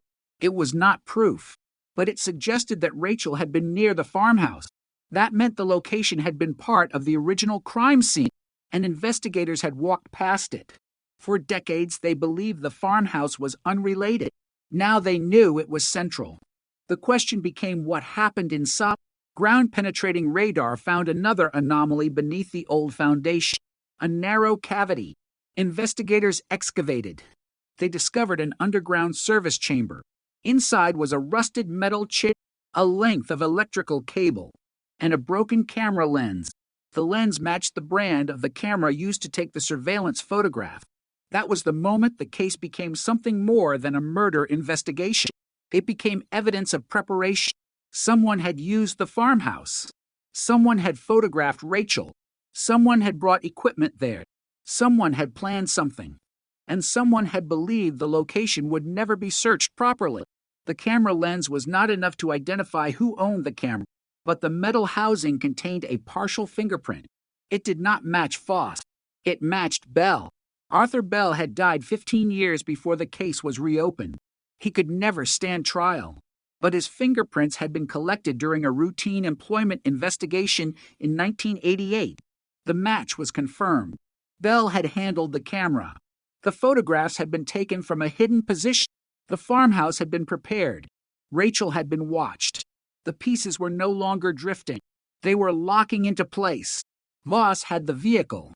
Bell had the camera. Both had been near the farmhouse. Rachel's DNA was recovered from the site. Voss's DNA was found on her glove. Bell's fingerprint was found on the camera equipment. And the old journal suggested both men knew something had happened. The investigation now had a theory. Rachel had confronted Voss. Bell had been involved in monitoring her. The confrontation escalated. Rachel was taken to the farmhouse. She was killed. Her body was hidden. The men separated. They lied. And for 36 years, the town moved on. But the investigators still did not know the exact cause of death. That detail mattered. The medical examiner examined the remains. The bones showed evidence of blunt force trauma. At least 2 injuries appeared to have occurred around the time of death. One was consistent with a blow to the skull. Another suggested a fall or impact. There was no weapon. But investigators found a heavy metal tool at the farmhouse that could have produced one of the injuries. The tool had been buried beneath the floor. It was heavily corroded. Modern testing found microscopic traces of human material. The sample was too degraded for a complete DNA profile, but investigators could establish that the material was biological. The defense challenged the finding. The prosecution argued that the tool's location was significant. It had been hidden. It was near the remains, and it was consistent with the injury. The case was now approaching trial. But then Daniel Voss did something nobody expected. He requested to speak with prosecutors. Not police, not his attorney. Prosecutors. He wanted a deal. He wanted to talk. His attorney objected. But Voss insisted. In a closed interview room, Voss finally spoke about Rachel. He admitted meeting her. He admitted driving her toward the factory. He admitted Arthur Bell was involved, but he denied intending to kill her. He claimed Rachel confronted him about her father's death. He said she had threatened to go public. He said Bell became frightened. He said an argument broke out at the farmhouse. Then Voss stopped. He refused to describe the final moments. The prosecutor asked one question: "Who killed Rachel?" Voss looked down. Then he said, "Arthur." The room went silent. Arthur Bell was dead. He could not answer. Voss could blame him for everything. He could make himself look like an unwilling participant. But investigators had heard enough. They asked why Voss had hidden the body. He said he was afraid. They asked why he lied for 36 years. He said he believed nobody would believe him. Then they asked why Rachel's glove contained his DNA. Voss gave the answer that prosecutors had been waiting for. "Because I tried to pull her away." It was not a full confession. It was not enough to explain every detail, but it placed Voss at the center of the confrontation. He was no longer simply a witness. He was involved, and he knew exactly where Rachel had been taken. For the first time, the cold case had a confession-like statement. Not clean, not complete, but devastating. The prosecutors ended the interview. Outside, the rain began falling over Millbrook. The same town, the same road, the same woods. 36 years later, the darkness surrounding Rachel Mercer was finally beginning to break. But one mystery remained. Voss had blamed Arthur Bell. Bell could not defend himself, and investigators had reason to believe Voss was minimizing his own role. The final question was no longer whether Voss knew what happened. He did. The question was whether he was telling the truth about who delivered the fatal blow, because if he was lying about that, the case was even darker than anyone had imagined. And somewhere inside the old evidence archive was one final piece of evidence that could determine whether Daniel Voss had been an accomplice, or the man who ended Rachel Mercer's life. The question of who delivered the fatal blow became the center of the entire prosecution. Daniel Voss had finally spoken, but he had not told investigators everything. He had admitted meeting Rachel. He had admitted driving her. He had admitted being at the farmhouse. He had admitted Arthur Bell was there. Then he had stopped short of admitting murder. He wanted investigators to believe he was trapped inside someone else's crime, but the evidence did not allow him to step that far away. The first problem was the timeline. Voss claimed Bell arrived after Rachel had already been injured. Investigators knew that could not be true. The surveillance photographs showed Bell had been watching Rachel before she disappeared. The second vehicle had been seen following Voss toward the farmhouse. Bell's fingerprint was on the camera equipment. His journal referred to the girl, and the cash deposits made after the disappearance suggested that something had happened between the two men, but none of it proved who struck Rachel. That was where forensic science became critical. Investigators reconstructed the farmhouse floor from old photographs. They located the position where Rachel's remains had been discovered. Then they mapped the old foundation. The room was small. One entrance, one window, a narrow corridor. If Rachel had been attacked there, the possibilities were limited. The medical examiner reviewed the injury. The fatal trauma appeared to have occurred from a heavy object striking the side of Rachel's head. The angle was important. It suggested the attacker was standing slightly behind her. Investigators recreated the scene, the position of the chair, the height of the floor, the location of the recovered tool. Everything pointed toward a confrontation.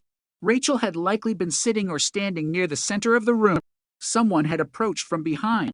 The blow came suddenly. There was no evidence of a prolonged struggle. That suggested Rachel may not have expected the attack. She may have trusted the person standing near her. That detail haunted investigators, because Rachel had gone to the farmhouse voluntarily. At least initially, she may have believed she was going to get answers.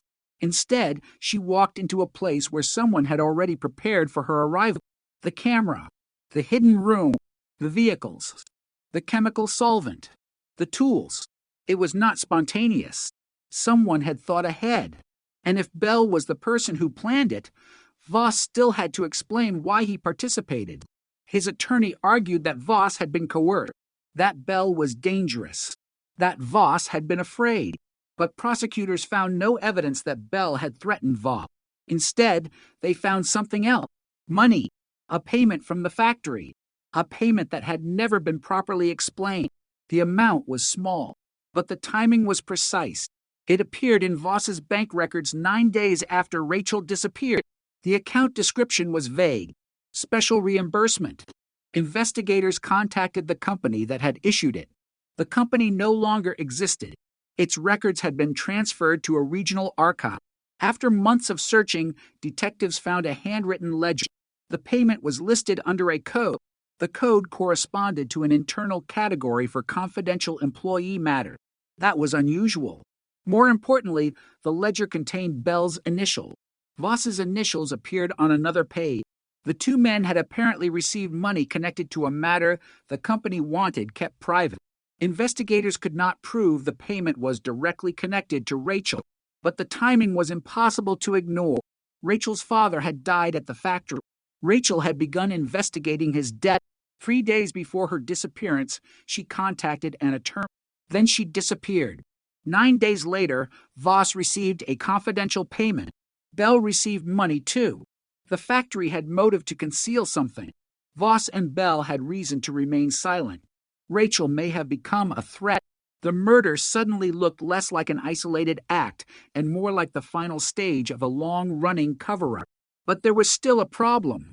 The company itself had not been charged. The people who may have ordered the original concealment were dead. The records were incomplete, and Voss could not be forced to testify against himself. The prosecution needed to prove his role through the surviving evidence. Then investigators discovered a cassette tape. It had been recorded in 1991. The voice on it belonged to an investigator who had interviewed Voss shortly after Rachel disappeared. The tape had never been transcribed. Most of the recording contained routine questions. Where were you? Who did you see?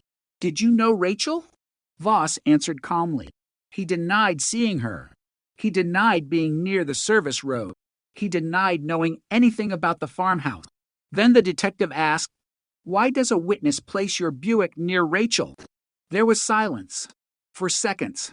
5, 6. Then Voss said, "I don't know." The detective asked again. Voss changed his answer. He said his car may have been there. That contradiction had never appeared in the official report.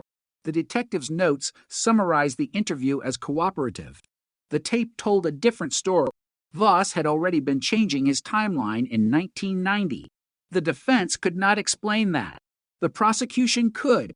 He was lying because he knew he had been seen. The next piece came from an old telephone operator.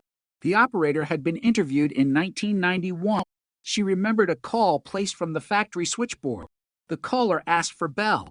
The call came at approximately 5 p.m. She remembered the conversation because the caller sounded angry. She could not identify the voice, but the operator had written down the words she heard. "Get the truck." That was all. 3 words. "Get the truck." The caller disconnected. Investigators now believe Voss had contacted Bell. Bell had the pickup. Voss had the Buick. 2 vehicles were needed. One for Rachel. One for whatever came afterward. The theory became darker. Perhaps Rachel was moved from one vehicle to another. Perhaps Voss's Buick was used to transport her. Perhaps Bell's pickup was used to move evidence. That would explain why both vehicles were seen near the farmhouse.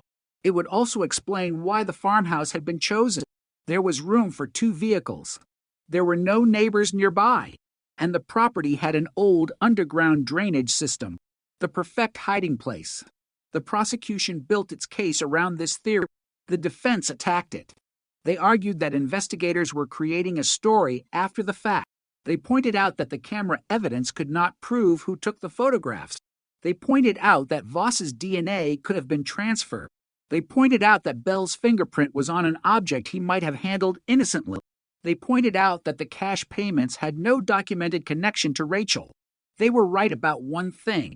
None of those pieces was perfect, but cold cases are rarely solved by one perfect piece. They are solved when independent pieces point in the same direction, and now they did. Then came the discovery that ended the argument. A forensic team examined the metal tool recovered from the farmhouse. They found microscopic paint fragments embedded inside a damaged edge. The paint was consistent with the interior of Voss's Buick. That meant the tool had been inside the vehicle. At some point, it had struck something painted with the same material. The defense claimed coincidence. The prosecution claimed the tool had been used inside the Buick during the struggle. The medical examiner could not confirm that, but the evidence narrowed the possibility. The investigators searched old photographs of the Buick interior. A damaged section near the trunk opening showed fresh paint loss. The location matched the recovered paint. The car had been damaged. The tool had matching paint. Rachel's glove had Voss's DNA. Rachel's body was hidden at the farmhouse. The story was beginning to tell itself, but there was another disturbing detail. Rachel's purse had never been found. Her wallet remained at home. Her purse contained her keys, her school identification, her makeup, and a small cassette recorder. The recorder was missing. Investigators had never known about it. Rachel's friend remembered that Rachel sometimes carried one. She used it to record notes for school. If Rachel had recorded her conversation with Voss, the tape could have contained the truth. Detectives searched her family home. Nothing. They searched storage. Nothing. Then they searched the farmhouse evidence again. Inside the metal box containing the photographs was a cassette tape. The label was faded. Only 2 words remained visible. Saturday meeting. Investigators sent the tape to a forensic audio laboratory. The tape was damaged. Parts had been recorded over. But beneath the noise, a voice could be heard. A young woman. Rachel. She was asking questions. Why did you lie? A man's voice answered. About what? My father. Silence. Then Rachel said, You were there. The man responded, I told you it was an accident. Rachel's voice became sharper. Then why did you change the report? The recording cut out. The remaining section contained static. Then another voice. Older. Male. Arthur Bell. He said something investigators could not initially understand. They cleaned the audio, enhanced the frequency range, removed background noise. Then the words became clear. She knows. The recording ended. For the first time, investigators had direct evidence of the confrontation. Rachel knew about the accident. She knew Voss and Bell had been involved. She had confronted them, and they knew she was dangerous to their secret. The tape did not record the murder, but it recorded the motive. It recorded the confrontation, and it placed all 3 people together. The prosecution had found what it needed. The defense could no longer argue that Rachel's investigation into her father's death was merely speculation. She had been asking Voss and Bell directly. She believed they had lied. She was trying to expose them, and they knew it. The arrest of Voss now carried a different meaning. He was not simply accused of killing a girl. He was accused of helping silence someone who had discovered a decades-old secret. The town reacted with shock. Older residents remembered the factory accident. Some had always suspected the official story. Others had never believed there was anything suspicious. Now the old story was being reopened. Families who had worked at the factory came forward. Several former employees described pressure from management after Rachel's father died. One said supervisors warned workers not to discuss the accident. Another remembered Voss and Bell meeting privately after the incident. A third claimed the company offered overtime to employees who agreed to support the official explanation. None of those statements alone could prove murder, but they painted a picture of a workplace where silence had been valuable. And Rachel had refused to stay silent. Her investigation had made her a threat. The prosecution eventually discovered another document, a factory memo dated November 15th, SIL 1990, 2 days before Rachel disappeared. The memo warned employees about unauthorized inquiries concerning the 1987 accident.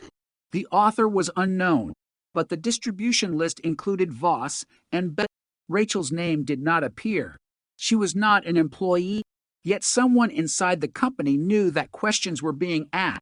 Someone was watching. 2 days later, Rachel disappeared. The timing was chilling. The cold case had transformed into something much larger, but the prosecution still faced the hardest question. Could they prove Voss intentionally participated in Rachel's death? His own statement would become central. He had admitted being there. He had admitted moving Rachel. He had admitted hiding the truth, but he claimed Bell was responsible for the killing. The prosecutor believed Voss was minimizing his role. The reason was simple. If Voss blamed Bell, he could portray himself as frightened and powerless. But the physical evidence suggested he had control of the situation. His Buick, his DNA, his connection to the farmhouse, his knowledge of the hidden location, his lie, his surveillance, and the money. Then detectives discovered one final detail about the Buick, a spare key. It had been found years earlier in Bell's belongings. The key belonged to Voss's vehicle. Why did Bell have it? Voss claimed he had given it to Bell for work, but Bell's widow said her husband rarely borrowed Voss's car. Investigators checked the dates. The key had been made shortly before Rachel disappeared. That meant someone had deliberately created access to the Buick. The prosecution argued that Voss and Bell had planned the operation together. The defense argued that the key proved nothing, but the pattern was undeniable. 2 men, 2 vehicles, 1 farmhouse, 1 girl, 1 secret, and 36 years of silence. The trial date was set. Reporters began arriving in Millbrook. The old grocery store became a point of interest. The abandoned quarry became a symbol. The farmhouse photographs were published. Rachel's face returned to television. And for the first time, people who had forgotten the case were forced to remember. Rachel was 17. She was supposed to graduate. She was supposed to leave town. She was supposed to become a nurse. Instead, her life became a file number, a photograph, a missing poster, a question. Where is Rachel? Now the question had changed. Who killed Rachel? And why? The answer appeared to be buried in a secret that began with her father's death and ended with her disappearance. But the prosecution had one final obstacle. The man who could explain the entire sequence was dead. Arthur Bell could never testify. He could never be cross-examined. He could never explain the journal. He could never deny the photographs. He could never explain the camera. And Voss was determined to claim that Bell was the killer. The courtroom would have to decide what remained after the dead man's silence was removed. And as the first day of trial approached, prosecutors uncovered something that could destroy Voss's version of events. A witness who had never spoken in 1990. A witness who had been there. A witness who claimed to have seen Rachel alive inside Voss's Buick. And that witness had kept the memory secret for 36 years, until a photograph forced her to remember. The witness lived alone in a small house outside Millbrook, surrounded by pine trees and fields that seemed to stretch endlessly into the distance. Her name was Linda Harper. In 1990, she had been 24 years old and worked the evening shift at a diner on the edge of town. She had never been interviewed about Rachel Mercer. That fact alone stunned investigators. Linda had seen Rachel. She remembered the Buick. She remembered the rain. And she remembered the sound of a teenage girl screaming. For 36 years, she had said nothing. Not because she had forgotten, because she was afraid. Linda told investigators that on November 17th, still 1990, she left the diner shortly after 7 p.m. She was driving home along a narrow road that passed near the Western Service route. Rain covered the windshield. Visibility was poor. Then she saw headlights. A dark blue Buick was parked beside the road. The driver's door was open. Linda slowed. She saw someone standing near the rear of the vehicle. Then she heard a voice, a young woman's voice. She could not make out the words, but she knew it was fear. She almost stopped. Then another vehicle appeared behind her, a light-colored pickup. Linda kept driving. She told herself it was none of her business. She told herself someone else would help. She told herself the police would know. The next morning, Rachel Mercer was missing. Linda saw the photograph on television. She recognized the coat. She recognized the Buick. But she did not call police. She said she was terrified the people involved would know she had seen them. She had a young child at home. She believed the safest choice was silence. 36 years later, investigators showed her the surveillance photograph. She began crying. She pointed to the Buick. Then she pointed toward the second vehicle. "That's what I saw." The statement was devastating because it placed both vehicles together after Rachel had disappeared. But Linda remembered something else. She remembered seeing the driver's side door of the Buick open. She remembered Voss standing beside it. And she remembered Rachel inside, alive. That detail changed the timeline. Rachel was alive after leaving the grocery store. She was alive after the initial confrontation, and she was with Voss. The defense immediately attacked Linda's memory.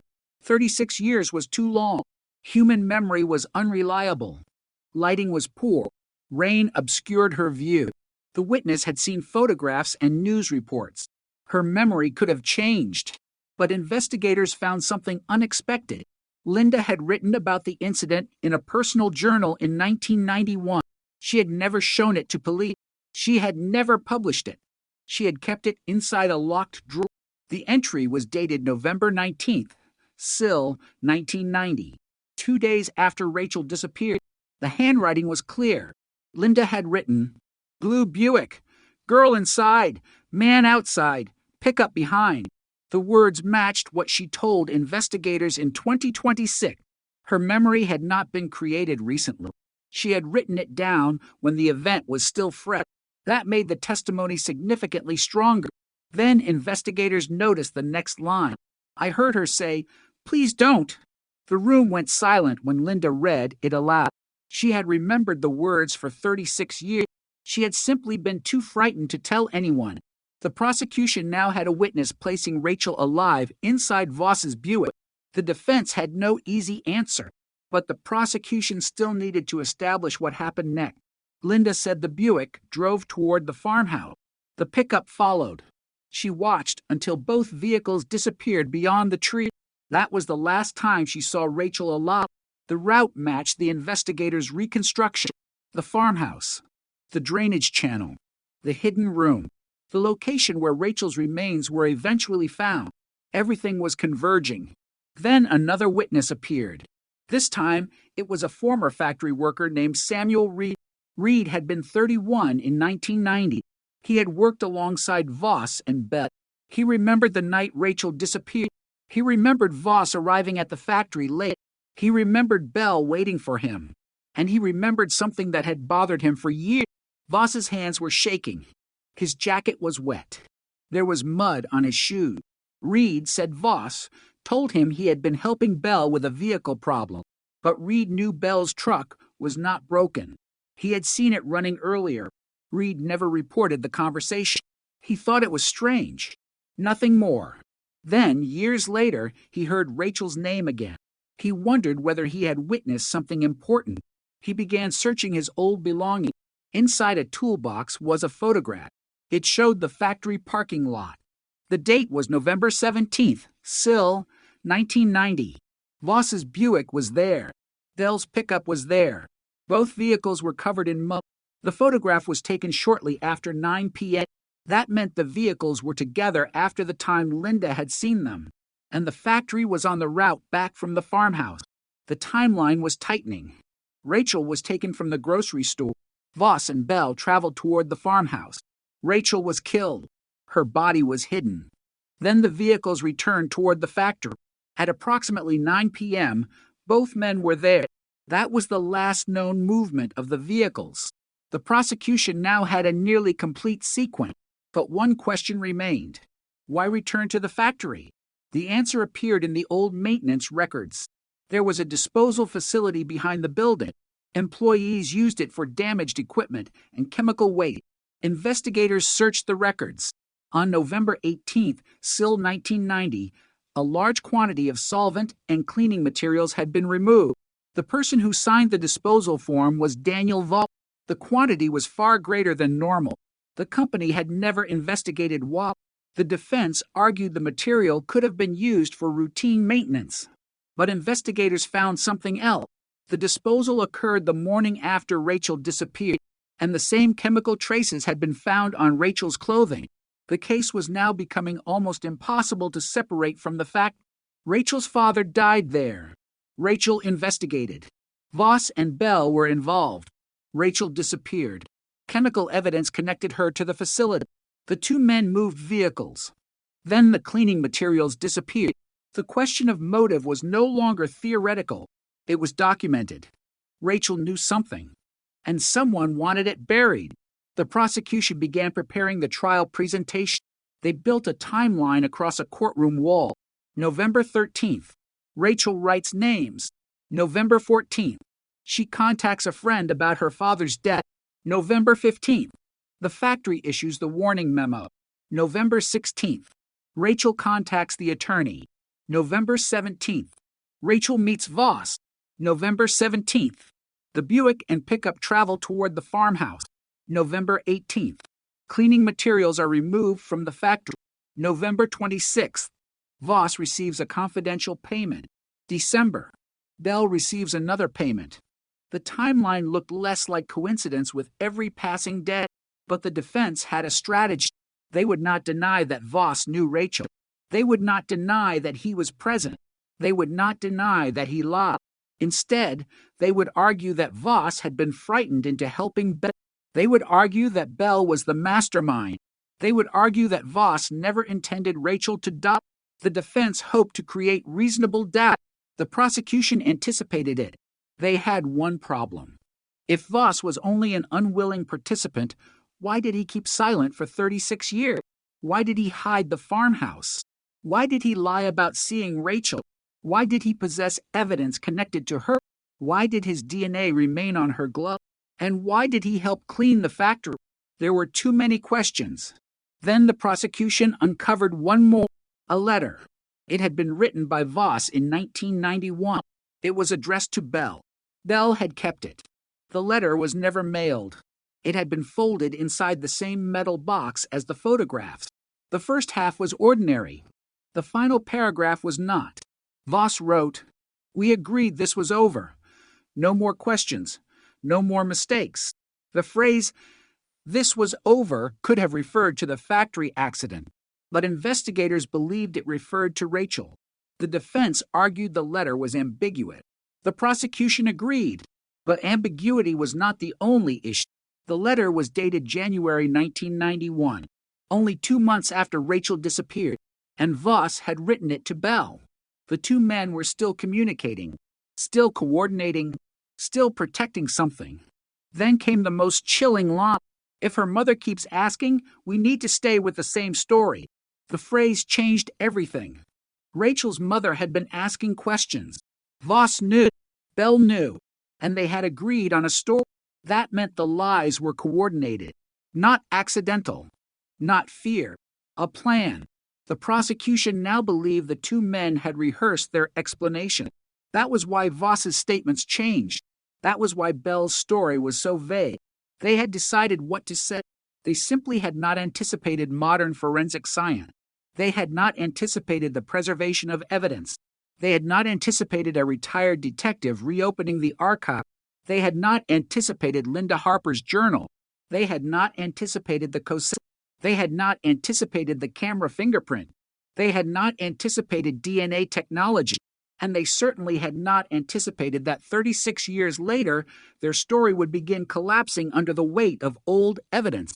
The trial opened in a packed courtroom. Rachel's family sat in the front row.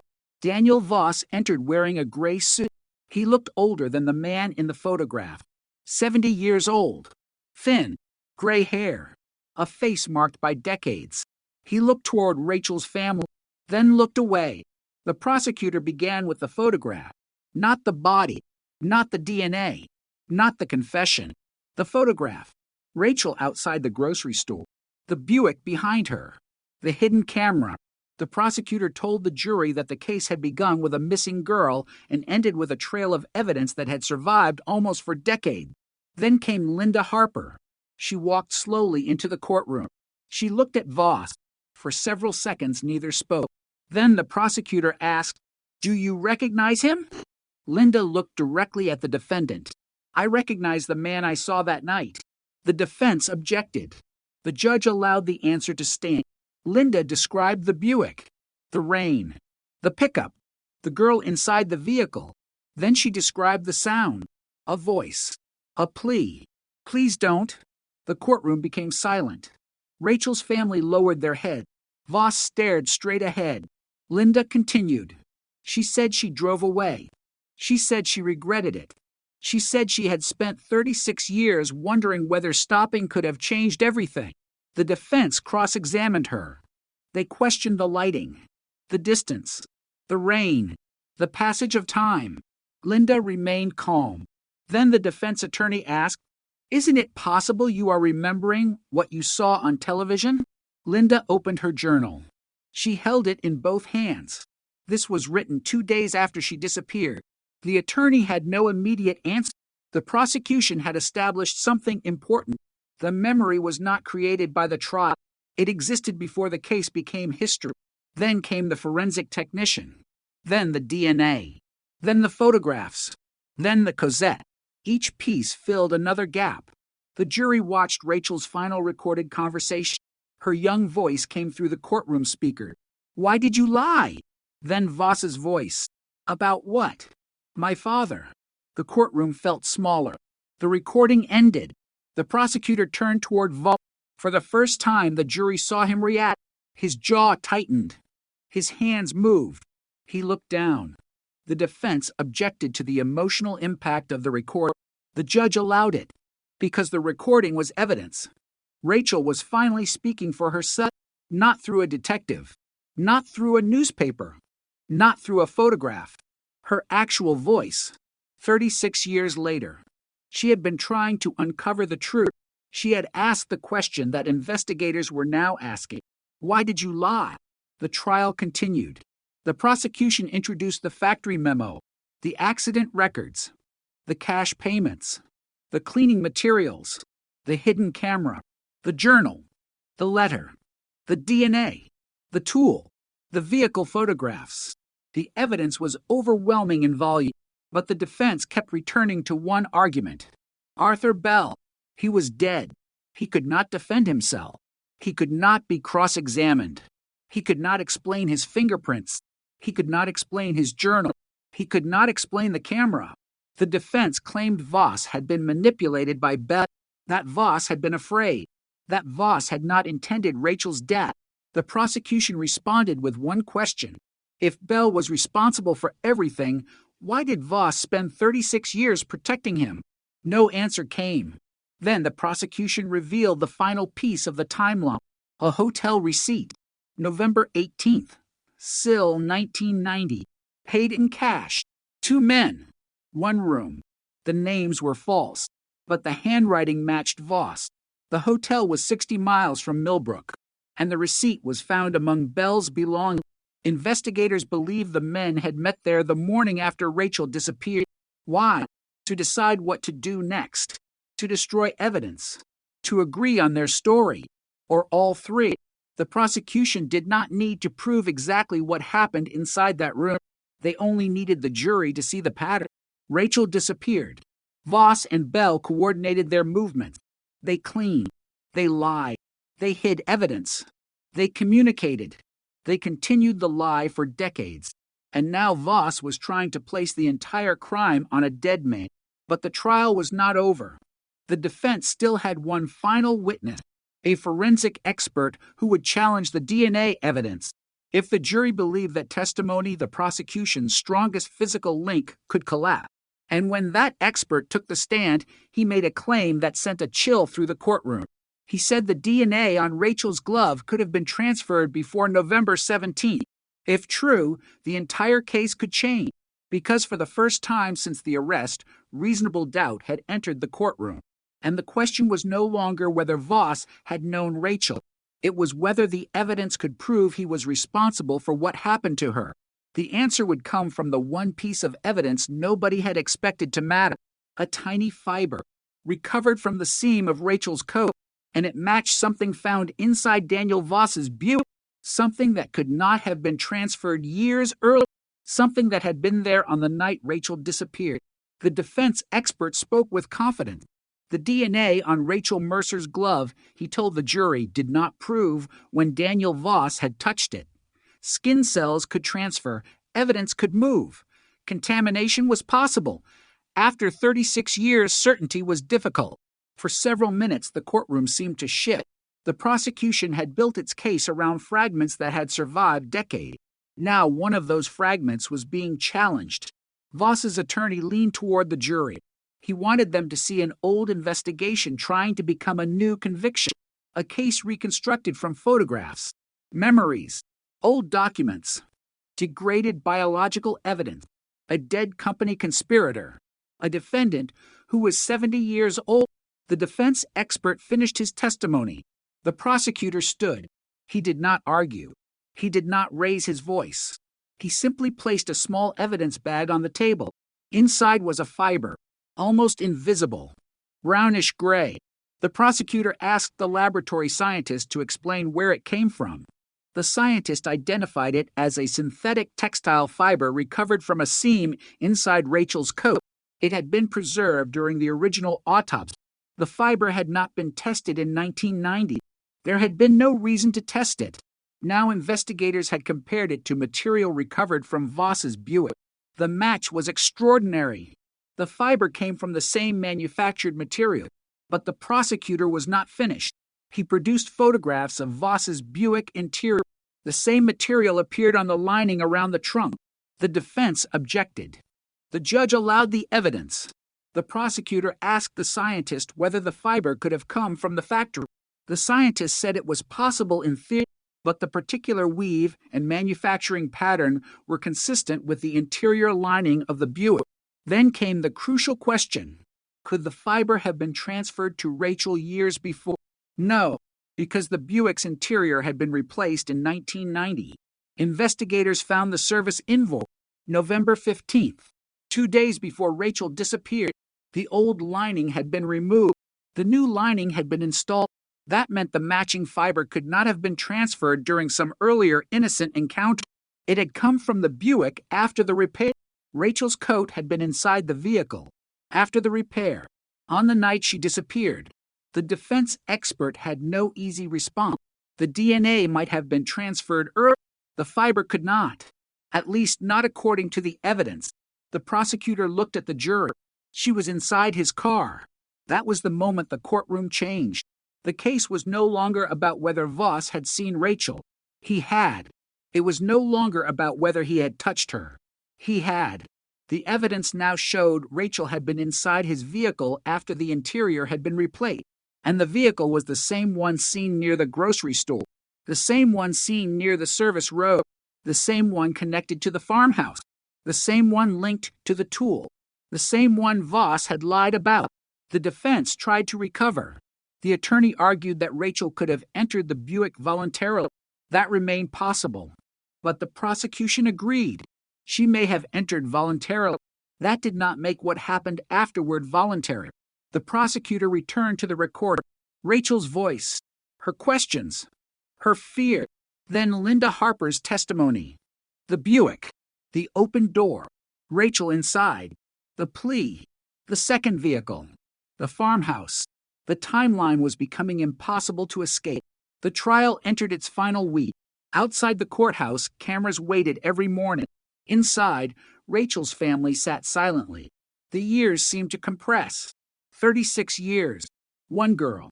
One photograph. One glove. One unanswered question. The prosecution called the medical examiner. The doctor explained Rachel's injury.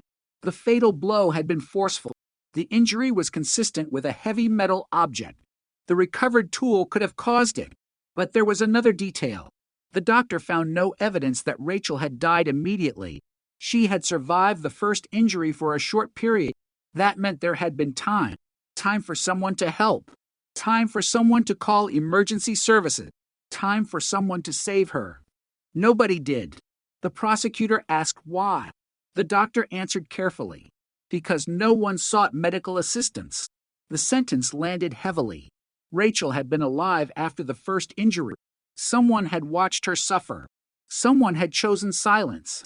The prosecution argued that this transformed the crime. Even if Voss had not delivered the fatal blow, he had participated in the concealment. He had failed to seek help. He had moved her. He had hidden her. He had lied for decades. That was enough for the charges before the court, but the prosecution still wanted to prove intent. They called the forensic toxicologist. Traces of the industrial solvent were found in the fabric of Rachel's clothing. The solvent was not found in her bloodstream. It had been used externally. The likely purpose? Cleaning, removing biological traces. The scientist explained that the compound was particularly effective at dissolving certain stains. The same compound had been purchased at the gas station. The same type had been removed from the factory the next morning. The same material was associated with Voss's work.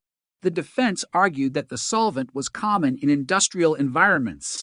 The prosecutor responded that Rachel was not an industrial worker. She had no reason to have the chemical on her clothing. The jury had heard enough by then to understand the implication. Someone had tried to clean something, and Rachel was part of that something. Then the prosecution introduced the final letter from Voss, the letter to Bell. The line about keeping the same store. The courtroom listened. Rachel's mother was no longer alive, but her family was there. One of her relatives covered her mouth. Another stared at the defendant. Voss did not look at them. He looked at the floor. The prosecution finished its presentation. Then the defense began. The defense attorney told the jury that the case was built on a dead man. Arthur Bell was the mastermind. Bell owned the camera. Bell's fingerprint was on the equipment. Bell's journal contained the suspicious entry. Bell's truck was at the farmhouse. Bell had received money. Bell had the motive. Voss, the defense argued, was a frightened man who had made terrible decisions after the fact. He had been scared of Bell. He had been scared of the factory. He had been scared of losing his job. And he had been scared of telling the truth. The attorney looked at the jury. Fear is not murder. The phrase became the defense's central argument. But the prosecution had one response. Fear does not explain preparation. Fear does not explain surveillance. Fear does not explain moving a body. Fear does not explain cleaning a vehicle.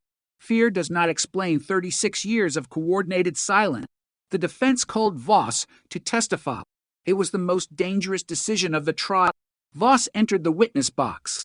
He looked older than he had when the case began. His hands trembled. The prosecutor approached slowly. He asked about Rachel. Voss said he remembered her. He admitted seeing her. He admitted taking her in the Buick. He admitted Bell was there. He admitted the farmhouse. Then the prosecutor asked the question that had been waiting 36 years. Did you know Rachel Mercer was going to die? Voss paused. No. Did you know she was in danger? Another pause. I knew Bell was angry. Did you leave? No. Did you call the police? No. Did you call an ambulance? No. Did you try to stop Bell? Voss looked toward the jury. I tried. How? I pulled her away. That's how your DNA got on her glove? Yes. The prosecutor placed the glove photograph on the screen, then the fiber analysis, then the Buick interior. Did you put Rachel inside your vehicle? Voss said yes. Did you drive her to the farmhouse? Yes. Did you know she was injured? Silence. Then, yes. Did you know she was alive? Voss hesitated. Yes. Did you leave her there? Voss looked down. Yes. The courtroom was silent. The prosecutor waited. Why? Voss finally answered. Because I was afraid. Afraid of what? Voss said nothing. The prosecutor repeated the question. Afraid of what? Voss whispered, everything. The prosecutor returned to his seat. The defense attorney tried to repair the damage. He asked Voss whether he had struck Rachel. No. Did he intend for her to die? No. Did Bell threaten him? Yes. Was he afraid Bell would kill him too? Yes. The defense wanted the jury to see a frightened man trapped by a more violent partner. But there was one problem. Voss had never mentioned those threats in 1990. He had never mentioned them in 1991. He had never mentioned them in 2004. He had only mentioned them after his arrest. The prosecution pointed that out during closing arguments. The defense had created a story, but the story had arrived 36 years too late. The jury began deliberating. Outside, rain fell over Millbrook. The same cold rain that had fallen the night Rachel disappeared. Reporters waited. Rachel's family waited. The town waited. The deliberation lasted 11 hours. Then the courtroom doors opened. The jury had reached a verdict. Daniel Voss stood. The clerk read the charges. Guilty. The word echoed through the courtroom. Guilty of murder. Guilty of kidnapping. Guilty of evidence tampering. Voss closed his eyes. Rachel's family cried. Nobody celebrated. There was no cheering. Only tears. 36 years of waiting had ended in a courtroom. But the verdict did not answer every question. It did not establish exactly who delivered the fatal blow. It did not reveal every secret inside the factory. It did not explain every photograph. It did not bring Arthur Bell back to answer for his role. And it did not restore the years Rachel's family had lost. But it established something that had been uncertain since 1990. Daniel Voss was responsible for Rachel's death. He had taken her. He had transported her. He had helped conceal her. He had lied. And he had spent decades allowing her family to lie without an answer. After the verdict, investigators continued reviewing the factory accident. They discovered additional evidence suggesting Rachel's father may have been killed by a preventable mechanical failure that employees knew about. The original report had been altered. The safety inspection had been falsified. The company had protected itself. Voss and Bell had protected themselves. Rachel had discovered enough to become dangerous. The murder had not been random. It had grown from a secret that began 3 years before Rachel disappeared. The factory itself was demolished years ago. Nothing remains now except photographs and records. But the old service road is still there. The trees have grown thicker. The pavement is cracked.